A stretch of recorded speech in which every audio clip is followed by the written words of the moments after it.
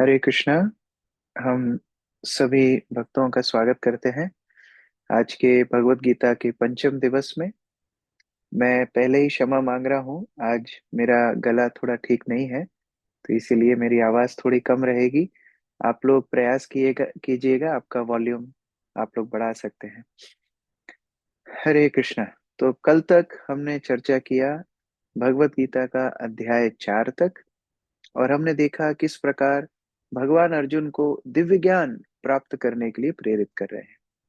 तीसरे अध्याय का समापन हुआ था कि कैसे हमारे धर्म पथ पर चलने में काम और क्रोध हमारे शत्रु बनते हैं, और उस काम और क्रोध को जीतने के लिए ज्ञान की आवश्यकता होती है, और वो ज्ञान प्राप्त हम लोग करते हैं प्रमाणित गुरु से। तो ये हमने कल चर्चा की थी।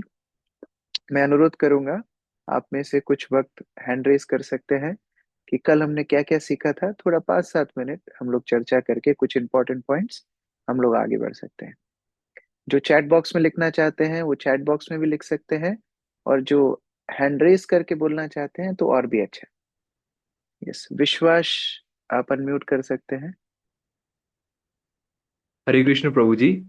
प्रभु जी, मुझे दो बात कहनी थी। पहली चीज ये थी कि हमने कल इंद्रिया के बारे में बताया था कि इंद्रिया को हमारा मन कंट्रोल करता है, और हम्म। मन कंट्रोल करने के लिए हमें बुद्धि चाहिए। और हम्म। बुद्धि या फिर हमने दो प्रकार पढ़े थे, काम, क्रोध, और तीसरा ज्ञान। हम्म।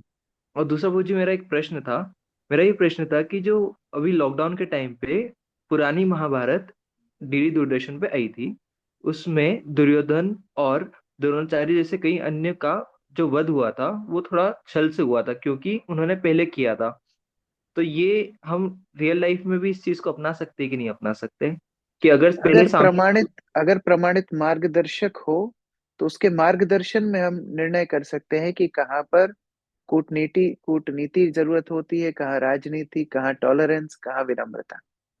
तो कल हमने भगवान से यही देखा। भगवान ने बोला अर्जुन, अर्जुन को पहले भगवान ने बहुत तरह की यज्ञ बता दिए कि देखो, कभी सहिष्णु बनना पड़ेगा, कभी दान करना पड़ेगा, कभी तप करना पड़ेगा, कभी कभी तुमको शास्त्र पढ़ने पड़ेंगे, कभी तुमको इंद्रिय भोग भी करना पड़ेगा। तो तुम्हारे लिए क्या उपयुक्त है, कैसे जानोगे? तद विद्धि प्रणिपाते न परिप्रश्ने न सेवया। एक प्रमाणित गुरु का आश्रय लो।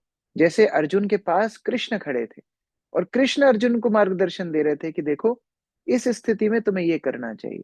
और हम जब ऐसे प्रमाणित मार्गदर्शन में रहते हैं तो फिर हम लोग उसका निर्णय ठीक प्रकार से कर पाएंगे।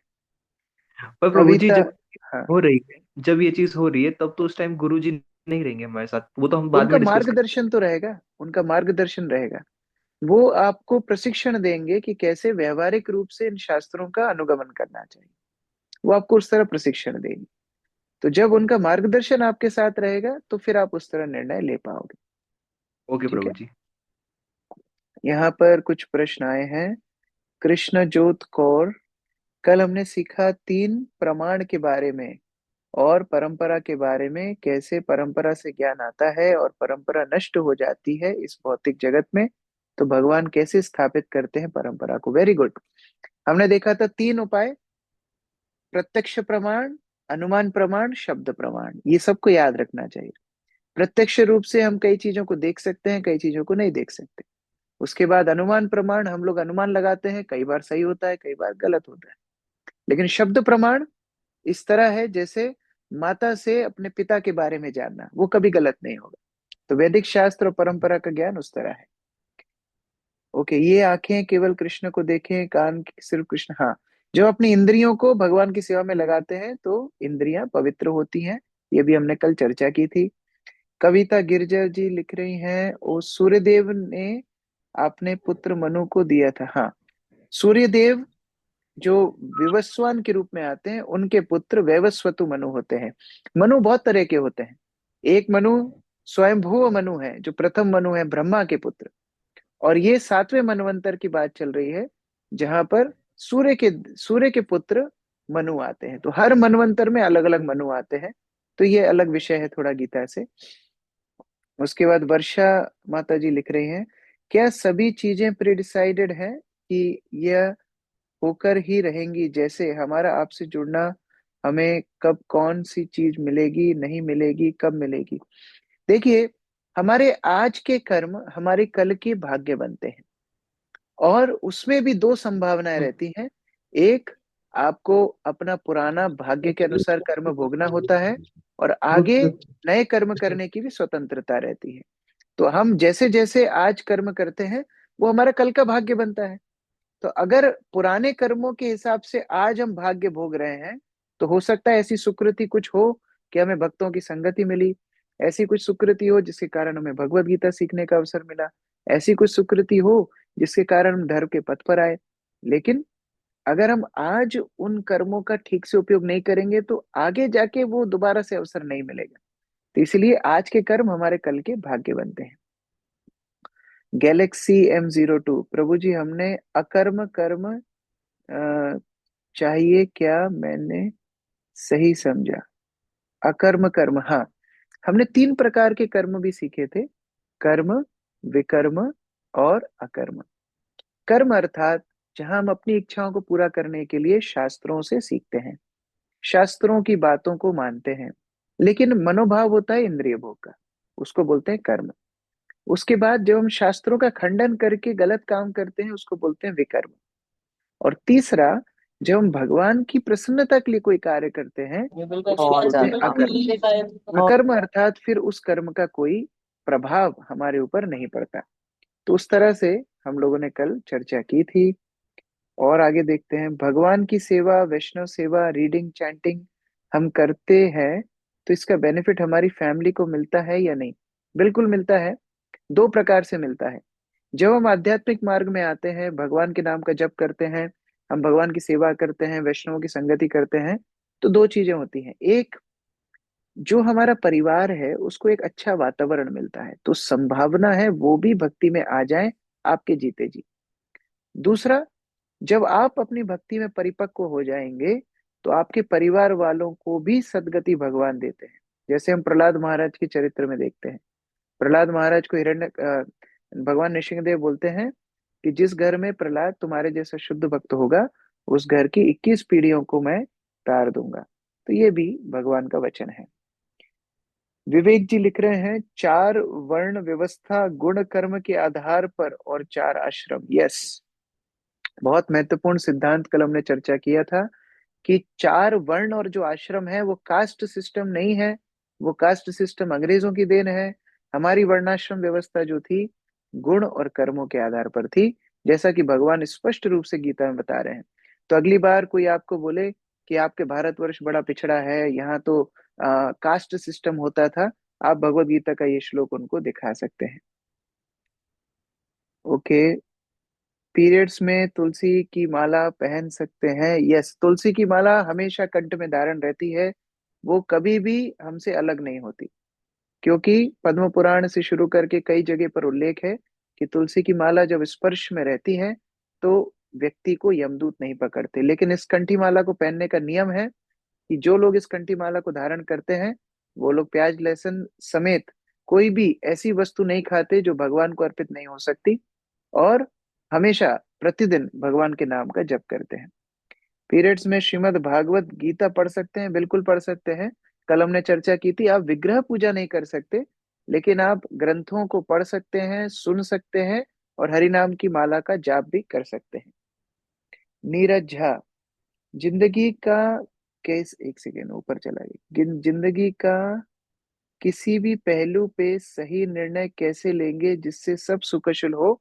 वही बात जो हम शुरू में बात कर रहे थे, प्रमाणित मार्गदर्शन में हमको रहना है।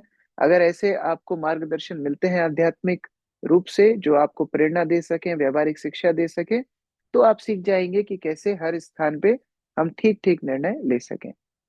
चारण वर्ण में सबसे श्रेष्ठ कौन कौन सा है? अब देखिए, ये प्रश्न बड़ा ऑब्जेक्टिव प्रश्न नहीं, सब्जेक्टिव प्रश्न है। अगर आप एकदम ऑब्जेक्टिवली पूछेंगे कि कौन बड़ा कौन छोटा, बताना मुश्किल है। क्यों? क्योंकि अगर एक व्यक्ति है, उसका पूरा शरीर ही महत्वपूर्ण है। सिर भी महत्वपूर्ण है, उसकी भुजाएं भी महत्वपूर्ण है, उसका उदर भी महत्वपूर्ण है, उसके पैर भी महत्वपूर्ण है। अगर व्यक्ति का पूरा शरीर है, पैर नहीं है, तो नहीं चल पाएगा। हाथ नहीं है तो कुछ काम नहीं कर पाएगा। पेट ही नहीं है तो फिर पूरे अंगों को पोषण कौन देगा? और मस्तिष्क नहीं है तो फिर बाकी सारे जो ऑर्गन्स हैं उनको उनको मार्गदर्शन कौन देगा? तो समाज में इन चारों वर्णों का स्थान अगर जरूरत के हिसाब से देखें तो बराबर है। हाँ, श्रेष्ठ और निम्न का विचार ऐसे होता है कि जो शिक्षा देता है उसको हमेशा हम लोग पूछते हैं। जैसे आज सामान्य जो टीचर्स भी हैं, हमें याद है हमारे जो सेकंड क्लास के टीचर, थर्ड क्लास के टीचर कभी सड़क पे मिल जाते हैं तो उनके पैर छूने की इच्छा करती है। क्यों? उन्होंने हमको शिक्षा दी है। तो इसलिए ब्राह्मणों को, जो अगेन जाति ब्राह्मण नहीं, जन्म से ब्राह्मण नहीं, कर्म से ब्राह्मण, तो उन ब्राह्मणों को सम्मान इसलिए दिया जाता था क्योंकि वो पूरे पूरे समाज के लिए एक मार्गदर्शन थे। वो सारे समाज को एक सही दिशा दिखाते थे। अब वो ब्राह्मणों ने अपना काम करना बंद किया तो वो ब्राह्मण उस सम्मान के पात्र नहीं रहे। जो उस कार्य को करते हैं, हाँ बिल्कुल, वो सम्मान की दृष्टि से श्रेष्ठ हैं, लेकिन जरूरत की दृष्टि से सारे ही वर्ण बराबर हैं। ओके। विनीता पांड्या, स्थित प्रज्ञ व्यक्ति के बारे में, वो क्रोध अपमान में भी किसी के संतुलन बनाए रखे। देखिए, हमने स्थित प्रज्ञ के बारे में पढ़ा था कि कैसे मान अपमान में, धूप छांव में, सुख दुख में, गर्मी सर्दी में एक समान भाव रखता है स्थित प्रज्ञ। कैसे रखता है? जैसे मानो आपके घर में कोई व्यक्ति की लॉटरी लग गई है और लॉटरी का टिकट आप ले करके उस लॉटरी को क्लेम करने के लिए जा रहे हो। अब जब लॉटरी को क्लेम करने के लिए जा रहे हो, रास्ते में एक व्यक्ति आपको अपशब्द बोले, चाहे कोई व्यक्ति आपके सामने नाचने लगे, चाहे कोई व्यक्ति आपको माला पहना दे, आपको फर्क नहीं पड़ेगा। क्यों? क्योंकि आपका ध्यान पूरा लगा हुआ है उस लॉटरी को रिक्लेम करने में, उस पैसे को इकट्ठा करने में। जब बड़ा उद्देश्य जीवन में होता है तो छोटी चीजों से व्यक्ति प्रभावित नहीं होता है। उसी प्रकार से स्थित प्रज्ञ व्यक्ति जब भगवान की सेवा में अपने आप को लगाता है, जब उसको परम दृष्टवा निवर्तते, उच्चतर स्वाद मिल जाता है, तो फिर नीचे की वस्तुओं के प्रति उसकी आसक्ति नहीं रहती। ओके प्रभु जी, वेडनेसडे को तुलसी में जल डाल सकते हैं कि नहीं? रोज डालना चाहिए, प्रतिदिन तुलसी में जल डालना चाहिए। जैसे आप रोज भोजन करते हैं, तुलसी एक पेड़ के आकार में है, पौधे के आकार में है, उसको प्रतिदिन जल डालना चाहिए। शादी प्री डिसाइडेड होती है क्या प्रभु जी? यस बिल्कुल। आपका कर्म आपको छोड़ेगा नहीं। जिससे आपका लिखा हुआ है, लेखा जोखा, उसी के साथ आपकी शादी होगी। बिल्कुल सही बात है। अगर पत्नी भक्ति करती है तो पति को उसका लाभ मिलता है कि नहीं? अगर पति ने ये प्रश्न पूछा है तो इसका मतलब उनका प्लान शायद ऐसा है कि मैं भक्ति ना करूं, पत्नी को भक्ति करा दूं। और अगर पत्नी ने ये प्रश्न पूछा है, मतलब वो बड़ी करुणावान है, वो अपने पति के बारे में सोच रही हैं। लेकिन देखिए, जैसा कि मैं अभी थोड़ी देर पहले बता रहा था, परिवार को मदद जरूर मिलती है, क्योंकि ये आप एक एक परिवेश तैयार कर रहे हैं, आप एक वातावरण, भक्तिमय वातावरण तैयार कर रहे हैं। और पत्नी जब भगवान को भोग लगा करके आपको खाना खिलाएगी तो आपको उससे आपकी चेतना शुद्ध होगी। लेकिन भजन तो आपको अपना खुद को करना पड़ेगा।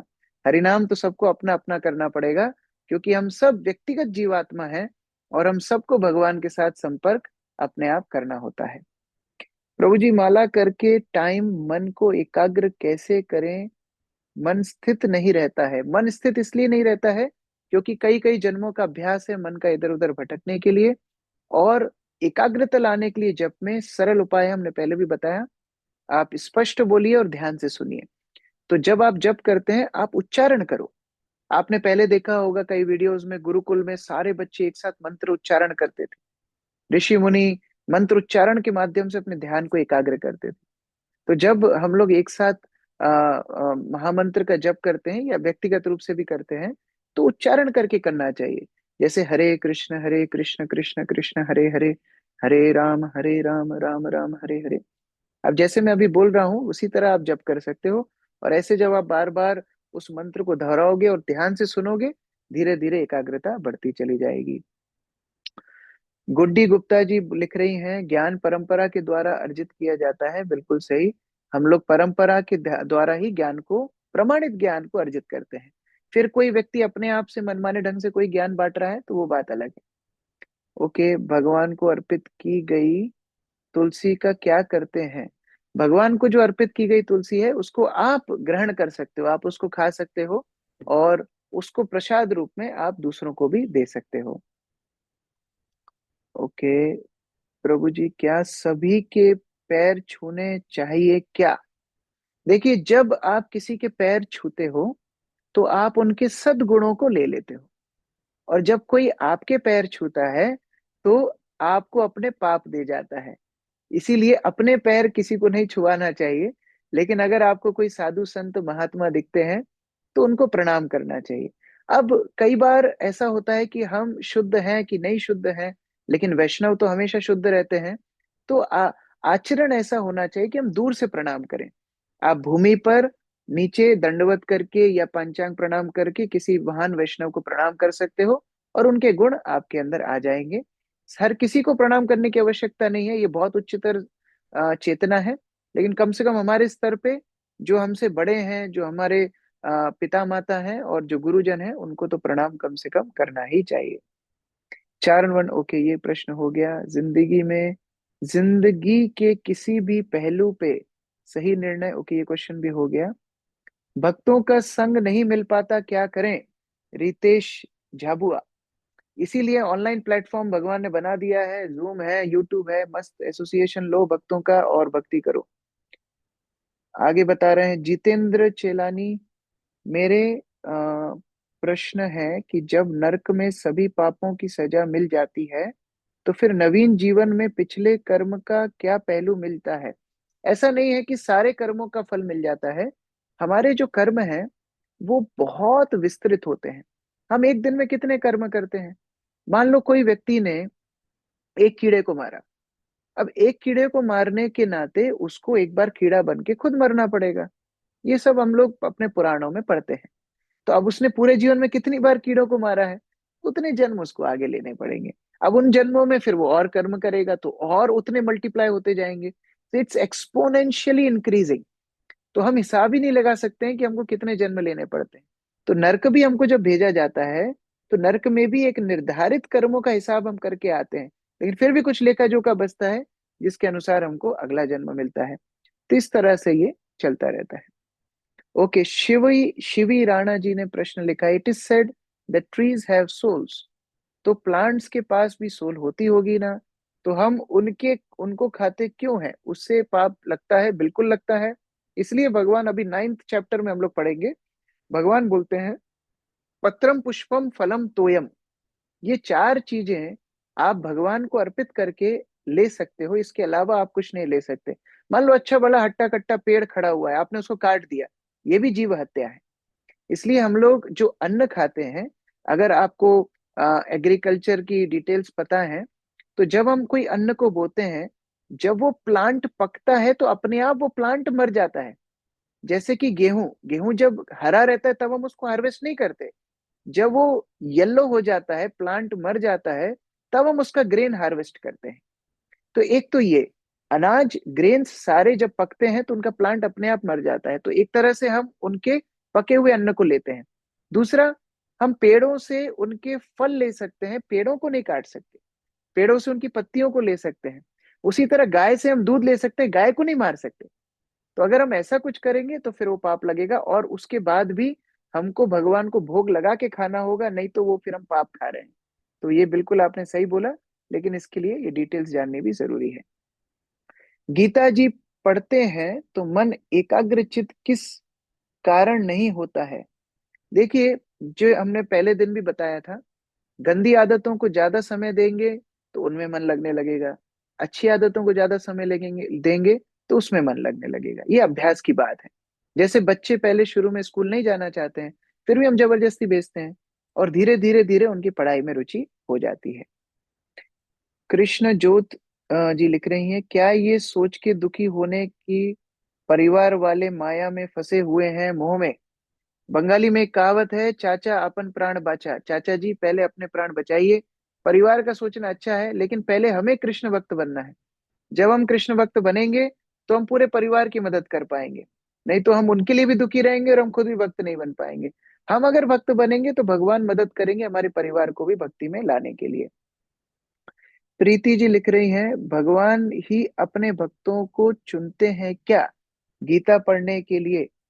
देखिए, भगवान सबको अवसर देते हैं, लेकिन जीव अपने चुनाव करता है कि मुझे सही रास्ते पे जाना है कि गलत रास्ते पे जाना है। भगवान तो सबको प्रेम करते हैं। इसलिए ये मौका सबको दिया जाता है। देखो हमारे भक्त लोग सबके पास गीता बांटने गए, लेकिन आप लोगों ने उसको स्वीकार किया, बाकी लोगों ने भक्त लोगों को भगा दिया। तो सबको स्वीकार, सबको अवसर तो मिला था, लेकिन स्वीकार सबने नहीं किया। मीना रावत जी ने प्रश्न लिखा है, कभी कभी हम सोचते हैं कि हमें बहुत हार्ड वर्क करने के बाद सफलता मिली है, लेकिन दूसरे लोगों को आसानी से मिल गई है। क्या ऐसा सोचना गलत है? हाँ जी, ये सोचना गलत है, क्योंकि वास्तव में उन्होंने जो मेहनत की है पिछले जन्म में की है, और इसलिए इस जन्म में उनको उधर से कंटिन्यूटी, कुछ ना कुछ सुकृति मिली है। जैसे मान लो कोई दो महिलाएं हैं, दोनों को रसोई करनी है। एक रसोई की तैयारी सुबह सुबह ही शुरू करती है, और एक महिला हो सकता है शाम को ही कुछ दाल गला करके रख दे, कुछ सब्जियां काट करके पहले से रख दे, कुछ व्यवस्थाएं पहले से करके रख दे। तो सुबह उसको कम टाइम लगेगा। तो पहली महिला ये नहीं बोल सकती, अरे मुझे तो 3 घंटे लग गए, इसने 1 घंटे में बना दिया। ऐसा कैसे नाइंसाफी है? नहीं, उसने रात में मेहनत करके रखी थी। उसी तरह से पिछले जन्म में जो सुकृति होती है, उस कारण से लोगों को इस जन्म में जल्दी सुकृति, जल्दी सफलताएं मिल जाती है। मैं लड्डू गोपाल की सेवा करती हूँ पर लहसुन प्याज खाती हूँ, तो क्या करूँ? छोड़ दीजिए। क्योंकि आप अगर वास्तव में भगवान से प्रेम करती हैं, तो जो चीजें भगवान को पसंद नहीं, वो चीज हम नहीं लेते। अभी हम 13वें अध्याय में, 14वें अध्याय में, 15वें अध्याय में देखेंगे भगवान कैसे 3 गुणों के बारे में बताते हैं। रजोगुणी तमोगुणी चीजें भगवान को पसंद नहीं है, और प्याज लहसुन ऐसे निम्न गुणों में आती हैं, इसलिए हमको छोड़ना चाहिए। How to maintain peace in toxic environment while doing studies. आसपास के लोग एकदम जहर उगल रहे हैं, तो ऐसे स्थिति में कैसे आप शांति में रहें, आज की चर्चा उसी से संबंधित है, तो हम लोग उसमें करेंगे। राघव। ओके। हाँ राघव। लाइव क्वेश्चंस कुछ लेने चाहिए क्या? यहाँ पर एक आध क्वेश्चन हम ले सकते हैं। दीपा शर्मा माता जी, एक प्रश्न आप पूछ सकती हैं। हरे कृष्ण प्रभु जी, दंडवत प्रणाम। प्रभु जी, मेरा प्रश्न है, 2-3 दिन से पेंडिंग में है, 2 दिन से मुझे आपसे ये चर्चा करनी थी। जैसे कल तो अ, आपकी आवाज है नहीं आ ना। रही माता जी। एक सेकंड प्रभु जी। हेलो। यस। हाँ जी, सॉरी प्रभु जी, वो ब्लूटूथ डिस्कनेक्ट हो गया था। हाँ जी, मैं आपसे ये प्रश्न कर रही थी कि जैसे आपने कल वो बताए थे ना, प्रत्यक्ष प्रमाण, और जो शास्त्रों के अध्ययन के लिए प्रत्यक्ष प्रमाण और अनुमान और शब्द।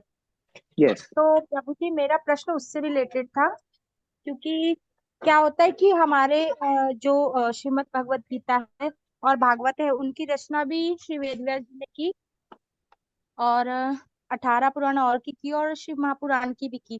परंतु डाउट वहाँ क्रिएट हुआ प्रभु जी कि उन्होंने तो अपने शब्द में हर एक ग्रंथ की रचना कर दी, परंतु जब अगर शब्दी प्रमाण है तो शब्द का अर्थ का अनर्थ भी तो हो रहा है प्रभु जी, तो किस चीज पे बिलीव करना चाहिए हमको? इसलिए हमने 3 चीजें आपको कल बताई थी, कि प्रमाणित शास्त्र, प्रमाणित टीचर गुरु, और प्रमाणित परंपरा, तीनों जरूरी हैं। जब प्रमाणित परंपरा में गुरु नहीं आएगा, तो शास्त्रों का उल्टा पुल्टा अर्थ बताएगा। इसलिए तीनों चीजें एक साथ जरूरी होती हैं। ठीक है, बहुत सारे प्रश्न हैं। हम लोग जैसा कि आपको बोल रहे थे कि आपके सबके प्रभु जी प्रश्न सॉरी। बहुत महत्वपूर्ण हैं, और हम सबके प्रश्न लेंगे। और एक पूरा का पूरा सत्र हम लोग परसों के दिन आपका केवल केवल प्रश्न उत्तरों का ही रखेंगे। तो आज का सत्र हम लोग शुरू करना चाहते हैं, क्योंकि आज का अध्याय भी जरूरी है, नहीं तो आप लोग बोलोगे कि आज तो कुछ पढ़ाया नहीं प्रभु जी ने। तो इसलिए हम लोग जा रहे हैं 5वें अध्याय में प्रवेश करने। 5वें अध्याय का नाम भी है कर्मयोग, क्योंकि तीसरे अध्याय में भगवान ने कर्मयोग की व्याख्या तो की, लेकिन अर्जुन को और स्पष्टीकरण चाहिए था। देखो हुआ ऐसा, ये डिस्कशन कैसे आया, जैसा कि तीसरे अध्याय में भगवान कर्म योग का व्याख्या कर ही रहे थे, कि समस्या आ गई काम और क्रोध। अब काम और क्रोध को मिटाने के लिए ज्ञान की आवश्यकता है। तो कृष्ण ने ज्ञान के बारे में बताया कि कैसे ज्ञान मदद करता है काम और क्रोध को मिटाने में। कई प्रकार के ज्ञान यज्ञ इत्यादि की वर्णना की। कैसे गुरु को आश्रय लेना चाहिए ये भी बताया। और फिर लास्ट श्लोक में भगवान ने बोल दिया, इसलिए अर्जुन उठो और लड़ो। अब क्या होता है, जब बहुत सारे ज्ञान की चर्चा हो जाती है ना, तो फिर थोड़ा वैराग्य अपने आप आ ही जाता है, फिर काम करने की इच्छा नहीं होती। ज्यादा सत्संग सुन के जाओगे ना तो घर में बोलोगे, अरे, जैसे हमारे गौरांग प्रभु बोलते हैं, एक बार एक बच्चा थोड़ा सत्संग सुन के घर गया, तो उसकी माँ ने बोला, बेटा जाओ बाजार से आलू लेके आओ। तो वो माँ को बोलता है, अरे आलू, ये कौन से भौतिक पदार्थ का नाम है, ये क्या मंगा रही हो आप मुझसे? तो बच्चे को देख करके माँ डर गई, बोलती है, अरे मैं तुम्हारी माँ हूँ, तुम्हें पता नहीं मैं तुमको आलू लाने के लिए बोल रही हूँ? बच्चा बोलता है, माँ नहीं, तुम माया हो, मुझे तो भगवान की सेवा करनी है। तो ज्यादा ज्ञान सुनने से भी व्यक्ति कंफ्यूज हो जाता है कि अरे अब कर्म करना था तो फिर इतना ज्ञान के बारे में क्यों बताया, और अगर ज्ञान ही अर्जित करना है तो फिर लास्ट श्लोक में बोल दिया इसलिए अर्जुन लड़ाई करो। तो समझ में नहीं आ रहा। तो फिर से अर्जुन प्रश्न पूछने लगता है कि भाई सन्यास लेना है कि कर्म ले करना है, अभी फिर से बता दो। यद्यपि पिछले तीसरे अध्याय की भी शुरुआत यहीं से हुई थी, लेकिन फिर से अर्जुन कंफ्यूज हो रहा है कि भगवान बताओ फिर क्या करना है, मतलब कर्म करना है कि ज्ञान अर्जित करना है। और देखो, ये जो प्रश्न है, ये अर्जुन की बुद्धिमानी का लक्षण है। कई बार कोई लोग होते हैं, उनको जो बताओ ना उसमें हाँ बोल देते हैं। आप बोलो ये सही है, हाँ ये भी सही है, ये बोलो ये सही है, ये भी सही है। तो ये मूर्खता की निशानी है। प्रश्न वो पूछता है जो ठीक से श्रवण कर रहा हो। जैसे हमें याद है जब हम केमिस्ट्री पढ़ रहे थे, बहुत एक फेमस टीचर हैं, उन्होंने कई किताबें भी लिखी हैं, तो वो हमको केमिस्ट्री पढ़ा रहे थे। तो टॉपिक था गैसेस। और गैसेस का टॉपिक पढ़ाते हुए बोलते हैं कि देखो घर में आपके जो एलपीजी गैस होती है, एलपीजी गैस का जब आप रेगुलेटर शुरू करते हो, ऑन करते हो, तो देखा है आपने कभी कभी गीला गीला गैस के ऊपर आ जाता है? ऐसा देखा है आपने? तो जैसे कई लोग यहाँ पर मुंडी हिला रहे हैं, ऐसे हमने भी मुंडी हिलाई थी। तो उन्होंने बोला ऐसा कभी नहीं होता है, क्योंकि जैसे ही आप रेगुलेटर ऑन करते हो उसको फ्री प्रेशर मिलता है, वो गैस फॉर्म में कन्वर्ट हो जाती है। तो ऑल दो सिलेंडर में एलपीजी है, लिक्विड पेट्रोलियम गैस है, लेकिन जैसे ही आप रेगुलेटर ऑन करते हो वो गैस फॉर्म में आ जाती है, वो लिक्विड फॉर्म में नहीं रहती। तो कई बार हम लोग हर चीज में हाँ हाँ हाँ हाँ भरते जाते हैं, लेकिन वास्तव में अर्जुन ऐसा ऐसा स्टूडेंट नहीं है। इसलिए अर्जुन प्रश्न पूछ रहा है कि करना क्या है, आप बताओ, कर्म करना है या संन्यास लेना है? दूसरे अध्याय में भगवान ने निष्काम कर्म के बारे में बताया, आत्मा के बारे में बताया, मुक्ति के बारे में बताया। तीसरे अध्याय में भगवान कर्म कांड से कर्म योग तक ले गए। अब कर्म योग में जो समस्याएं आती थी, उसके विषय में भगवान ने बोला गुरु की जरूरत है, तो पूरा का पूरा चौथा अध्याय ज्ञान योग का बता दिया। अब पांचवा अध्याय जिसमें हम प्रवेश करना चाह रहे हैं, उसका नाम है कर्म संन्यास योग। कर्म संन्यास योग मतलब संन्यास भी लेना है और कर्म भी करना है। अरे ये कैसे हो गया? जैसे कोई लोग पूछते हैं ना, वनीला आइसक्रीम खाओगे कि चॉकलेट आइसक्रीम खाओगे? दोनों खाऊंगा। तो वैसे ही अर्जुन बोल रहा है कि कर्म करना है कि संन्यास लेना है? भगवान ऐसा बीच का रास्ता बताएंगे कि दोनों ही करना है। तो हम इस अध्याय को इस छोटे से एक्रोनियम से याद रख सकते हैं, जो है स्टेप, STEP, स्टेप। सबसे पहला है एस। एस मतलब स्टे इन द वर्ल्ड। पहले 12 श्लोकों में भगवान अर्जुन को बोल रहे हैं कि संसार में ही रहो अर्जुन, संसार में ही रहो, फिर बंधन में नहीं पड़ूंगा।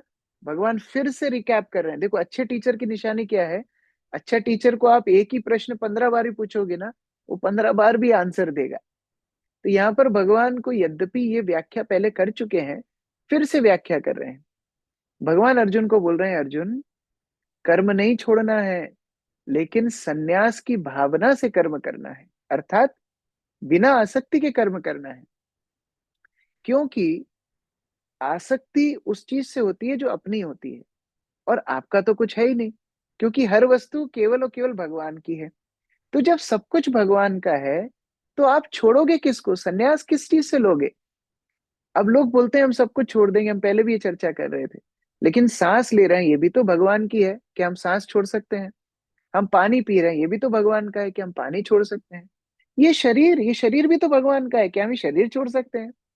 तो वास्तव में सन्यास लेना बाह्य वस्तु का नाम नहीं है, कि केवल हमने चिमटा पकड़ लिया या जटाएं रख ली या लाल गेरुआ कपड़ा पहन लिया तो हम सन्यासी बन गए, नहीं। भगवान बोल रहे हैं वास्तव में अगर तुम मेरे लिए कर्म करो तो वो सन्यास है। छोटे से उदाहरण से समझने की कोशिश करते हैं। कभी आपके साथ ऐसा हुआ हो तो बताना। आप चल रहे थे और चलते चलते आपको पैसे मिल गए और दूसरे पैसे मिल गए,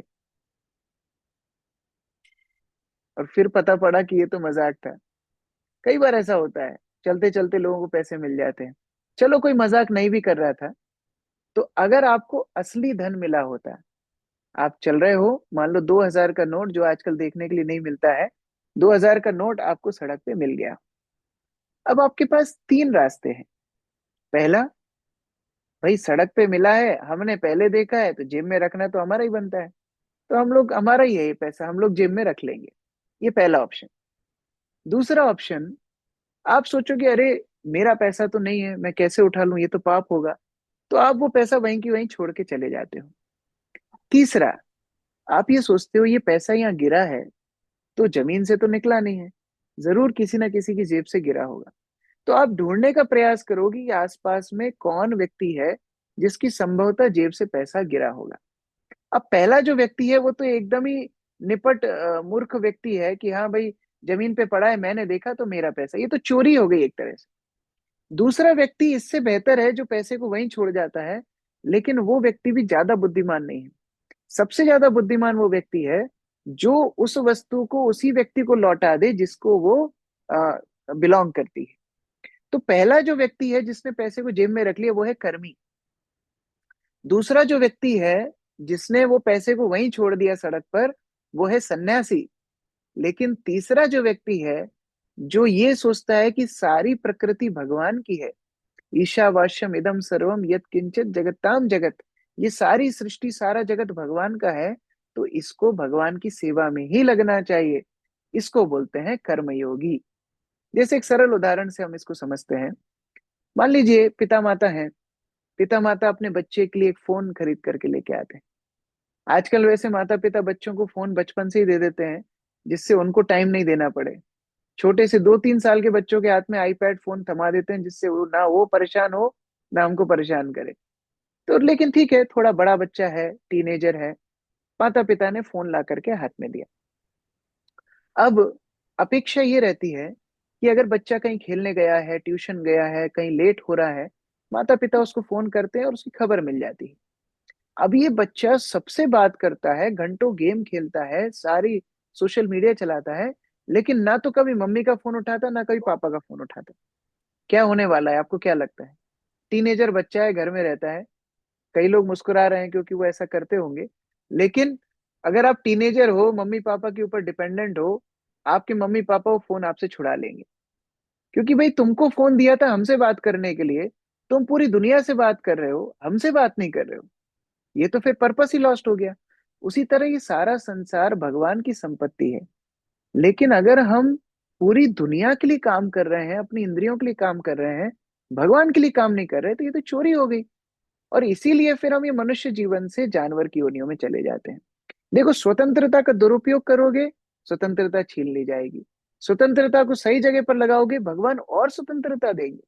आज हम नारद मुनि के बारे में देखते हैं। नारद मुनि को भगवान ने कितनी स्वतंत्रता दे रखी है कि नारद मुनि कहीं भी अपनी इच्छा से जा सकते हैं। तो जितना व्यक्ति धर्मशील होगा उतना प्रकृति उसको मदद करेगी, और जितना व्यक्ति अपने धर्म से च्युत होगा, धीरे धीरे धीरे, कई बार हम लोग को लगता है इस जन्म में कुछ नहीं हो रहा, लेकिन धीरे धीरे धीरे जैसे उसके पुण्य क्षय होते जाएंगे, उसके जीवन में स्वतंत्रता कम होती चली जाएगी। इसीलिए सबसे बेहतर क्या है, भगवान अर्जुन को बोल रहे हैं मेरे लिए कर्म करो। इसको बोलते हैं कर्म संन्यास। वास्तविक कर्म योग क्या है? कि भगवान के लिए कार्य करना। और अगर ऐसे कर्म कोई व्यक्ति करता है तो वो कभी भी भौतिक संसार में लिप्त नहीं होता, कभी भी उसमें वो प्रभावित नहीं होता। अब कोई बोल सकता है तो फिर भक्त कर्म करते ही क्यों हैं? कई इसके आंसर हैं। एक तो दूसरों को उदाहरण प्रस्तुत करने के लिए और दूसरों का उद्धार करने के लिए। जैसे शिला प्रभुपाद को एक बार पूछा गया था, जो हमारे इस्कॉन के संस्थापक आचार्य हैं, उनको एक बार पूछा गया था, कह रहे आप तो सन्यासी हो, आपको तो एक गुफा में रहना चाहिए, आप ये बड़े बड़े मंदिर क्यों बना रहे हो, आप तो पेड़ के नीचे रह करके भजन करो। शिला प्रभुपाद बोलते हैं हाँ, मैं तो पेड़ के नीचे रह सकता हूँ, लेकिन पेड़ के नीचे आप लोग मेरा इंटरव्यू लेने नहीं आते, क्योंकि मैंने ये बड़ा मंदिर बनाया इसलिए आप लोग आए, और आज मैं आपको कृष्ण भक्ति का प्रचार कर पा रहा हूँ। तो भगवान के उद्देश्य से जब कोई काम करता है तो वो काम वास्तव में कर्मयोग है, सन्यास से श्रेष्ठ है। क्योंकि सन्यास का मतलब है व्यक्ति क्रमबद्ध रूप में ये समझे कि मैं शरीर नहीं, मैं आत्मा हूं। पहला लक्षण, सबसे पहला आध्यात्मिक मार्ग की पहली सीढ़ी है, मैं शरीर नहीं, मैं आत्मा हूं। अब आप कई बाबा साधुओं के पास जाते होंगे, या आपने कई लोगों को टीवी पे भी देखा होगा। कई बार इनको पूछा जाता है हमारा बिजनेस कैसे अच्छा हो जाए, और ये कोई नुस्खे बता देते हैं, हरी चटनी खा लो, लाल चटनी खा लो, ये वाला पर्स रख लो, ये कर लो, वो कर लो। और लोग उसी में खुश होकर के वो काम करते हैं, और कई बार उनको सफलता मिल भी जाती है। और फिर वो सोचते हैं कि हाँ, ये बाबा बहुत अच्छा है, हम तो इन्हीं से दीक्षा लेंगे। लेकिन वास्तव में आध्यात्मिक मार्ग का मतलब ही है कि व्यक्ति आपको शरीर के बारे में ज्यादा बात ना करे, आपकी आत्मा के बारे में बात करे, आपके आध्यात्मिक उत्थान के बारे में बात करे। हाँ, शरीर का ध्यान रखना है, लेकिन केवल शरीर का ध्यान ही नहीं रखना है। जैसे पिंजरे को साफ भी करना है, लेकिन पिंजरे के अंदर की चिड़िया को भी अन्न देना है। तो सबसे पहला शरीर और आत्मा का अंतर। उसके बाद ये भौतिक संसार कैसे चल रहा है, इसके पीछे कारण कौन है, इसके पीछे भगवान है कि नहीं, ये बात को जानना। और तीसरा, अगर भगवान है तो उन भगवान की सेवा करना। ये वास्तव में कर्म योग के सिद्धांतों की नींव है। अगर आपको कर्म योगी बनना है, वास्तव में भगवत गीता के सिद्धांत जानना है, तो आपको ये साक्षात्कार तक आना होगा कि मैं ये भौतिक शरीर नहीं हूं, मैं आत्मा हूं, मैं भगवान का अंश हूं, और उनकी सेवा ही मेरा कर्म है। अब इससे फायदा क्या होगा? जब आप किसी को प्रेम करते हो, जैसे कई बार हम लोग देखते हैं बॉयफ्रेंड गर्लफ्रेंड का जो प्रेम होता है, तो कई बार मान लो बॉयफ्रेंड है नॉर्थ इंडिया से और गर्लफ्रेंड है साउथ इंडिया से। वैसे हमारे आचार्यों ने ऐसे बॉयफ्रेंड गर्लफ्रेंड के बड़े एग्जाम्पल दिए हैं, क्योंकि लोगों को जल्दी समझ में आते हैं, तो इसलिए हम भी दे रहे हैं। मान लो बॉयफ्रेंड है नॉर्थ इंडिया से, गर्लफ्रेंड है साउथ इंडिया से। अब बॉयफ्रेंड को पसंद है कुलचे, छोले भटूरे, पराठे, पकोड़े, ये सारी चीजें पसंद है। और गर्लफ्रेंड को पसंद है रसम, सांबर, इडली, डोसा। तो बॉयफ्रेंड क्या करता है?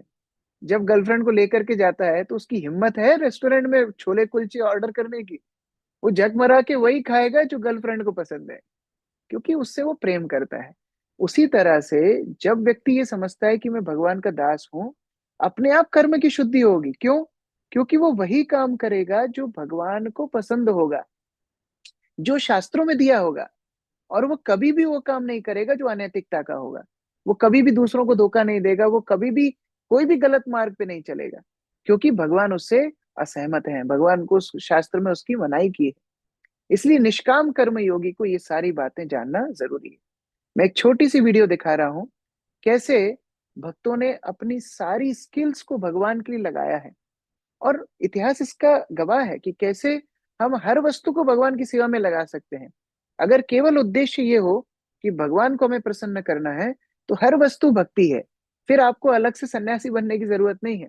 छोटी सी वीडियो के माध्यम से हम लोग देखने का प्रयास करते हैं, इसके बाद आगे का अध्याय चर्चा करेंगे। भक्त लोग 300 एकड़ के इस फार्म को एक स्वावलंबी समाज बना रहे हैं।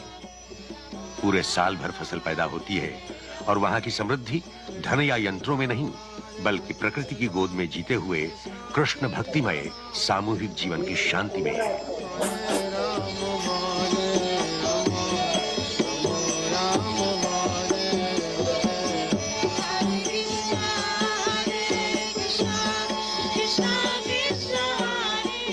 अन्य सभी वस्तुओं की तरह फूल और मालाएं भी इस कृषि समुदाय के केंद्र स्वरूप श्री कृष्ण को समर्पित की जाती हैं।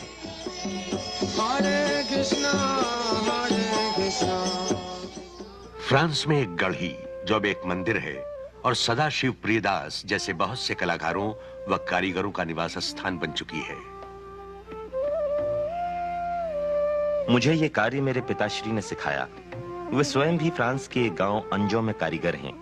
यद्यपि मैंने अपना अध्ययन शुरू किया, फिर भी मैं पुनः इस काम में लग गया, क्योंकि मैं इस आधुनिक भौतिकतावादी जीवन से छूटने का मार्ग ढूंढ रहा था। मैं योगाभ्यास कर रहा था और जीवन को शुद्ध बनाने का प्रयत्न कर रहा था। इस बीच मेरी हरे कृष्ण भक्तों से भेंट हुई, और मैंने शील प्रभुपाद की पुस्तकें पढ़नी शुरू कर दी। अब श्री कृष्ण की कृपा से मैं इस कला का कृष्ण भक्ति में प्रयोग कर सकता हूं। हमें अपने समस्त कार्य भगवान को अर्पण करने चाहिए। हमारा कुछ भी नहीं है। मैं श्री कृष्ण अर्थात इस हरे कृष्ण संघ के लिए कार्य कर रहा हूं। ये बड़ा ही सरल, बड़ा ही स्वाभाविक जीने का ढंग है। इतिहास साक्षी है, अनेक कलाकारों तथा कारीगरों ने अपनी प्रतिभा श्री भगवान के गुणगान में लगाई है। हरे कृष्ण संसार में भी वही परंपरा चली आ रही है। सभी मंदिरों में भगवान की मूर्तियों के लिए वस्त्रालंकार भक्त अपने हाथों से बनाते हैं।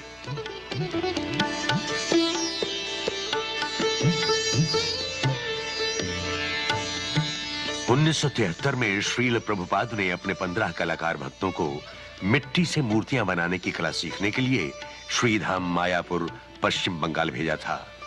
इन कलाकारों ने कृष्ण लीला के दृश्यों का प्रदर्शन प्रथम अमेरिकन दिव्य प्रदर्शनी फेट द्वारा किया, जो बहुत ही विख्यात है।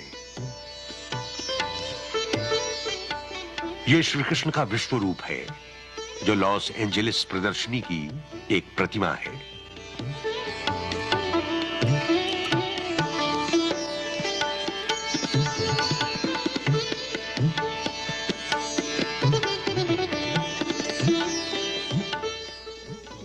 एक और लोकप्रिय प्रतिमा है हमारा परिवर्तनशील शरीर।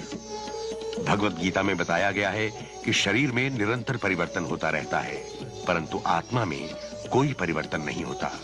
मृत्यु के बाद आत्मा दूसरी देह धारण कर लेती है। ज्ञानी पुरुष ऐसे परिवर्तन से मोहित नहीं होता। विश्व में श्री कृष्ण भावनामृत के प्रचार में दूरदर्शन जैसे सभी लोक संपर्क के प्रगतिशील माध्यमों का उपयोग कृष्ण सेवार्थ किया जा सकता है।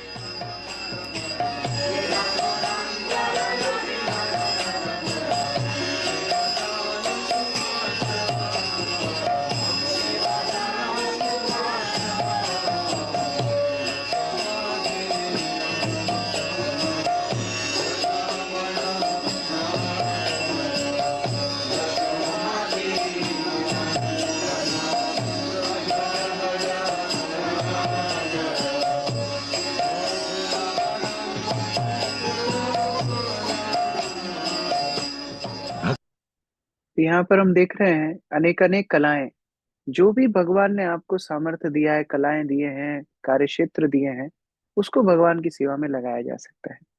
और जो भगवान की सेवा में नहीं लग सकता, जो समाज ने भी बहिष्कृत कर रखा है, शास्त्रों ने भी निषिद्ध कर रखा है, ऐसे काम को करना ही क्यों? बस यही भगवत गीता की कर्मयोग की शिक्षा है। भगवत गीता वास्तव में कठिन नहीं है। हमको बस ये समझना है कि मैं स्वतंत्र कर्ता नहीं हूं, मैं भगवान का दास हूं। जागृति जी, अनम्यूट कीजिए। आप ये पढ़ सकती हैं स्क्रीन पे जो लिखा है। निष्काम कर्म योग अपने दृष्टिकोण को कर्ता भाव से ईश्वर की ओर ले जाएं। मैंने यह किया, केवल मैं ही कर सकता हूँ, इस भाव को निकाल दें। हम भगवान की अनुमति के बिना अपने दम पर कुछ भी नहीं कर सकते। इस दुनिया में कई अनिश्चितताएं हैं। परमेश्वर के विश्वसनीय सेवक के रूप में काम करते हुए झूठे अहंकार और कर्ता की भावना को मन से निकाल दें। किए गए कार्य का कोई श्रेय न ले, विनम्रता पूर्वक ईश्वर को कर्म फल अर्पण करें। तो ये सोचना कि मैं ही करता हूँ, ये भाव को छोड़ करके भगवान की प्रकृति, भगवान को सेवा में जब नियोजित करते हैं, तो हमें कोई कर्म बंधन नहीं लगता। और यही कर्म बंधन का मुख्य उद्देश्य है। योगी का अर्थ है जो अपने आप को भौतिक आवरणों से मुक्त करके भगवान के साथ संबंधित करे। और वो कर सकता है अपने समाज में रहते हुए, परिवार में रहते हुए, कर्मों को भगवान से संबंधित करने के माध्यम से। तो इससे हमारे हृदय का शुद्धिकरण होता है और हम सब कुछ अंततः भगवान के लिए कर सकते हैं। भगवान एक बड़ा सुंदर उदाहरण देते हैं। भगवान बोलते हैं कि कैसे आप समाज में रहते हुए, भौतिक संसार में रहते हुए भी शुद्ध रह सकते हो। आप कमल का उदाहरण देखो। कमल का जो पुष्प होता है, कमल का पुष्प जल के भीतर होता है, लेकिन जल से अछूता होता है, जल से ऊपर उठा हुआ होता है। उसी प्रकार से भौतिक संसार के बीच में तो रहेंगे, लेकिन अपनी चेतना को हमेशा भगवान के ऊपर स्थित रखेंगे। जैसे एक बार एक राजा था, बड़ा महात्मा राजा था। तो एक मित्र उसका मिलने के लिए आया, और वो मित्र राजा को पूछता है कि अरे, सब लोग बोलते हैं तुम तो बड़े कर्म योगी हो, कैसे कर्म योगी हो? तुम तो इतने भोग विलास में रहते हो, देखो यहाँ कितने लोग आ रहे हैं जा रहे हैं, अपना धन संपदा का तुम हिसाब किताब रखते हो, सैन्य निरीक्षण करते हो, कितनी सारी चीजें तुम करते हो, तो कैसे कर्म योगी हो? उस राजा ने बोला देखो मैं आपको उत्तर दूंगा, लेकिन आप ना पहले मेरे महल का एक राउंड लगा करके आओ। बहुत सारी सुंदर सुंदर आर्टिफैक्ट्स हैं, बहुत सारी चीजें हैं, देख करके आओ। लेकिन ये तेल का एक पात्र है, इसको हाथ में पकड़ के जाना, तो तुमको कोई रोकेगा नहीं। अब वो तेल का जो पात्र था वो लबालब तेल से भरा हुआ था। अब इतने बड़े महल में तेल वेल इधर उधर फैलाने में भी संकोच हो रहा था। तो ये जो राजा का मित्र था बड़े संभाल के उस तेल के पात्र को ले जा रहा था, और पूरे महल का चक्कर लगा करके वापस आया। राजा पूछता है क्यों? देखा मेरा महल कैसा है, देखे सब चीजें सुंदरताएं देखी? राजा का दोस्त बोला अरे कैसे देखूंगा, हाथ में तुमने इतना बड़ा पात्र पकड़ा दिया तेल का, अब थोड़ा भी तेल झलक जाता तो तुम्हारे सिपाही सरकलम कर देते। तो यही यही चिंतन में पूरे रास्ते देख करके आ गया, मेरा ध्यान ही कहीं नहीं भटका। तब वो राजा उत्तर देता है हाँ यही तरह से मैं कर्म योगी हूँ। मेरा ध्यान इतना ईश्वर को प्रसन्न करने में निमग्न है कि मैं सारे कर्म उनके उद्देश्य से करता हूँ, तो मेरा ध्यान इधर उधर भटकता ही नहीं है। ये सीक्रेट है कर्मयोग का। जो कुछ करें भगवान के उद्देश्य के लिए करें। तो पहला हमने स्टेप का एस पूरा किया। दूसरा है टी फॉर थ्री डूअर्स। प्रश्न आता है फिर कर्म करता कौन है? भाई हम भगवान के उद्देश्य से कर रहे हैं, तो क्या हम कर्म कर रहे हैं, कि भगवान हमसे करा रहे हैं, कि ये भौतिक प्रकृति करा रही है? वास्तव में करता है कौन? किसको हम कर्ता मानेंगे? तो वास्तव में तीनों ही करता है। कैसे? हम लोग यहाँ पर क्रम देखते हैं।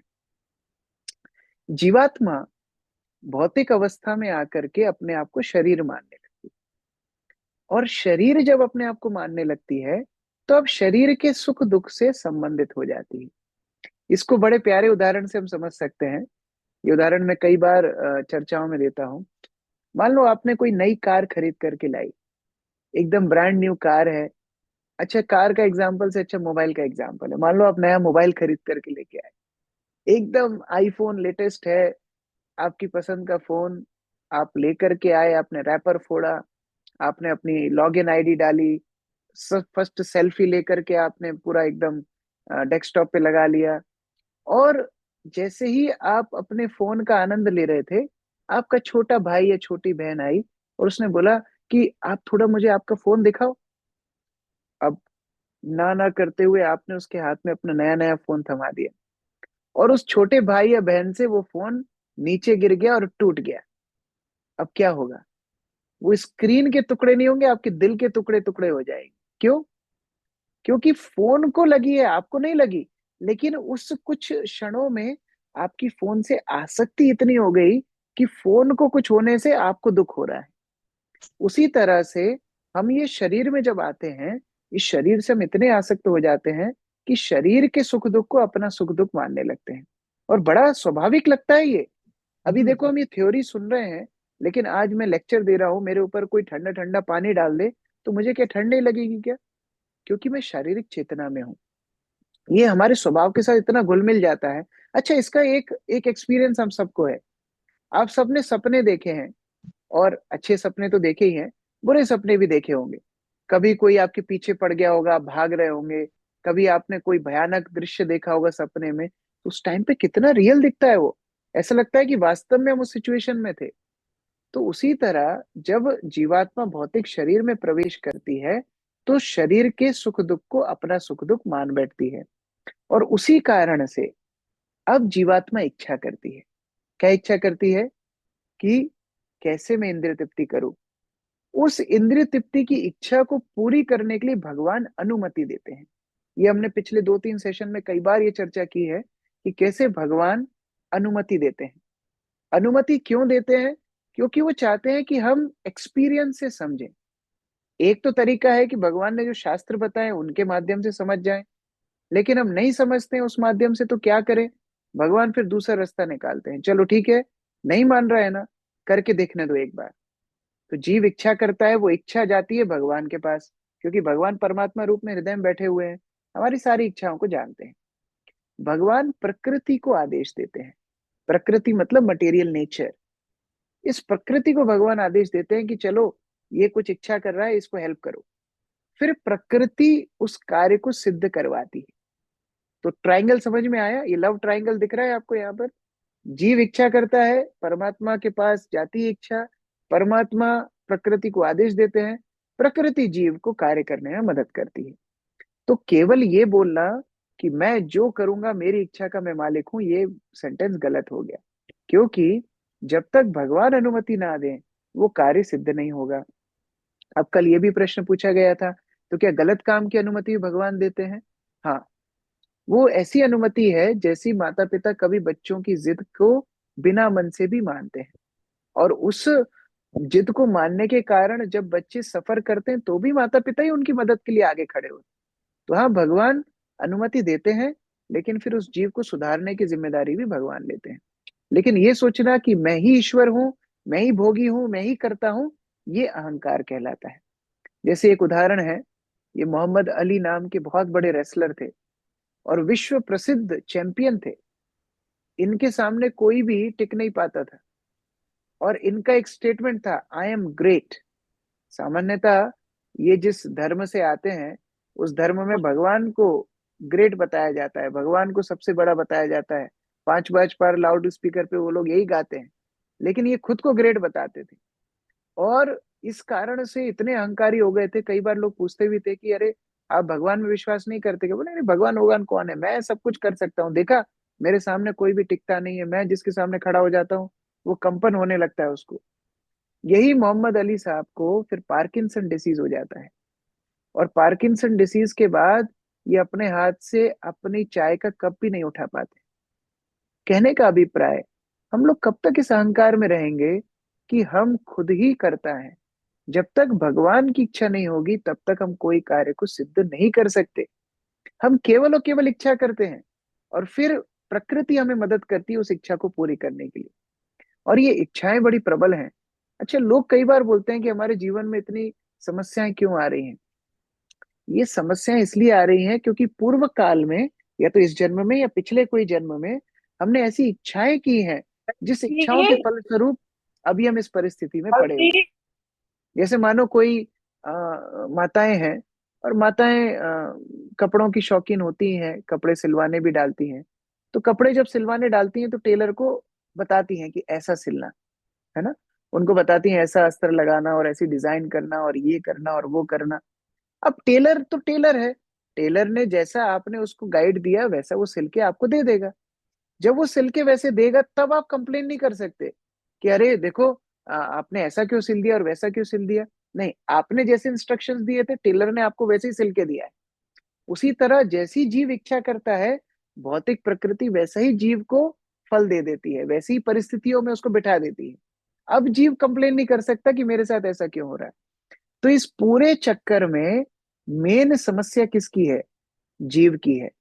और जीव ऐसी उटपटांग इच्छाएं क्यों करता है? क्योंकि जीव अविद्या से ग्रसित है, क्योंकि वो ये सोच रहा है मैं शरीर नहीं, मैं आत्मा हूं। और ऐसे चक्रव्यूह में फंस गया है कि अब उसको भी समझ में नहीं आ रहा है कि वो किस रेस में लगा हुआ है। वास्तव में अधिकांश लोगों के साथ होता ऐसा ही है, वो खुद ही नहीं समझ पाते वो किस रेस में लगे हुए हैं, वो क्यों भाग रहे हैं, वो क्यों अपनी जिंदगी जी रहे हैं।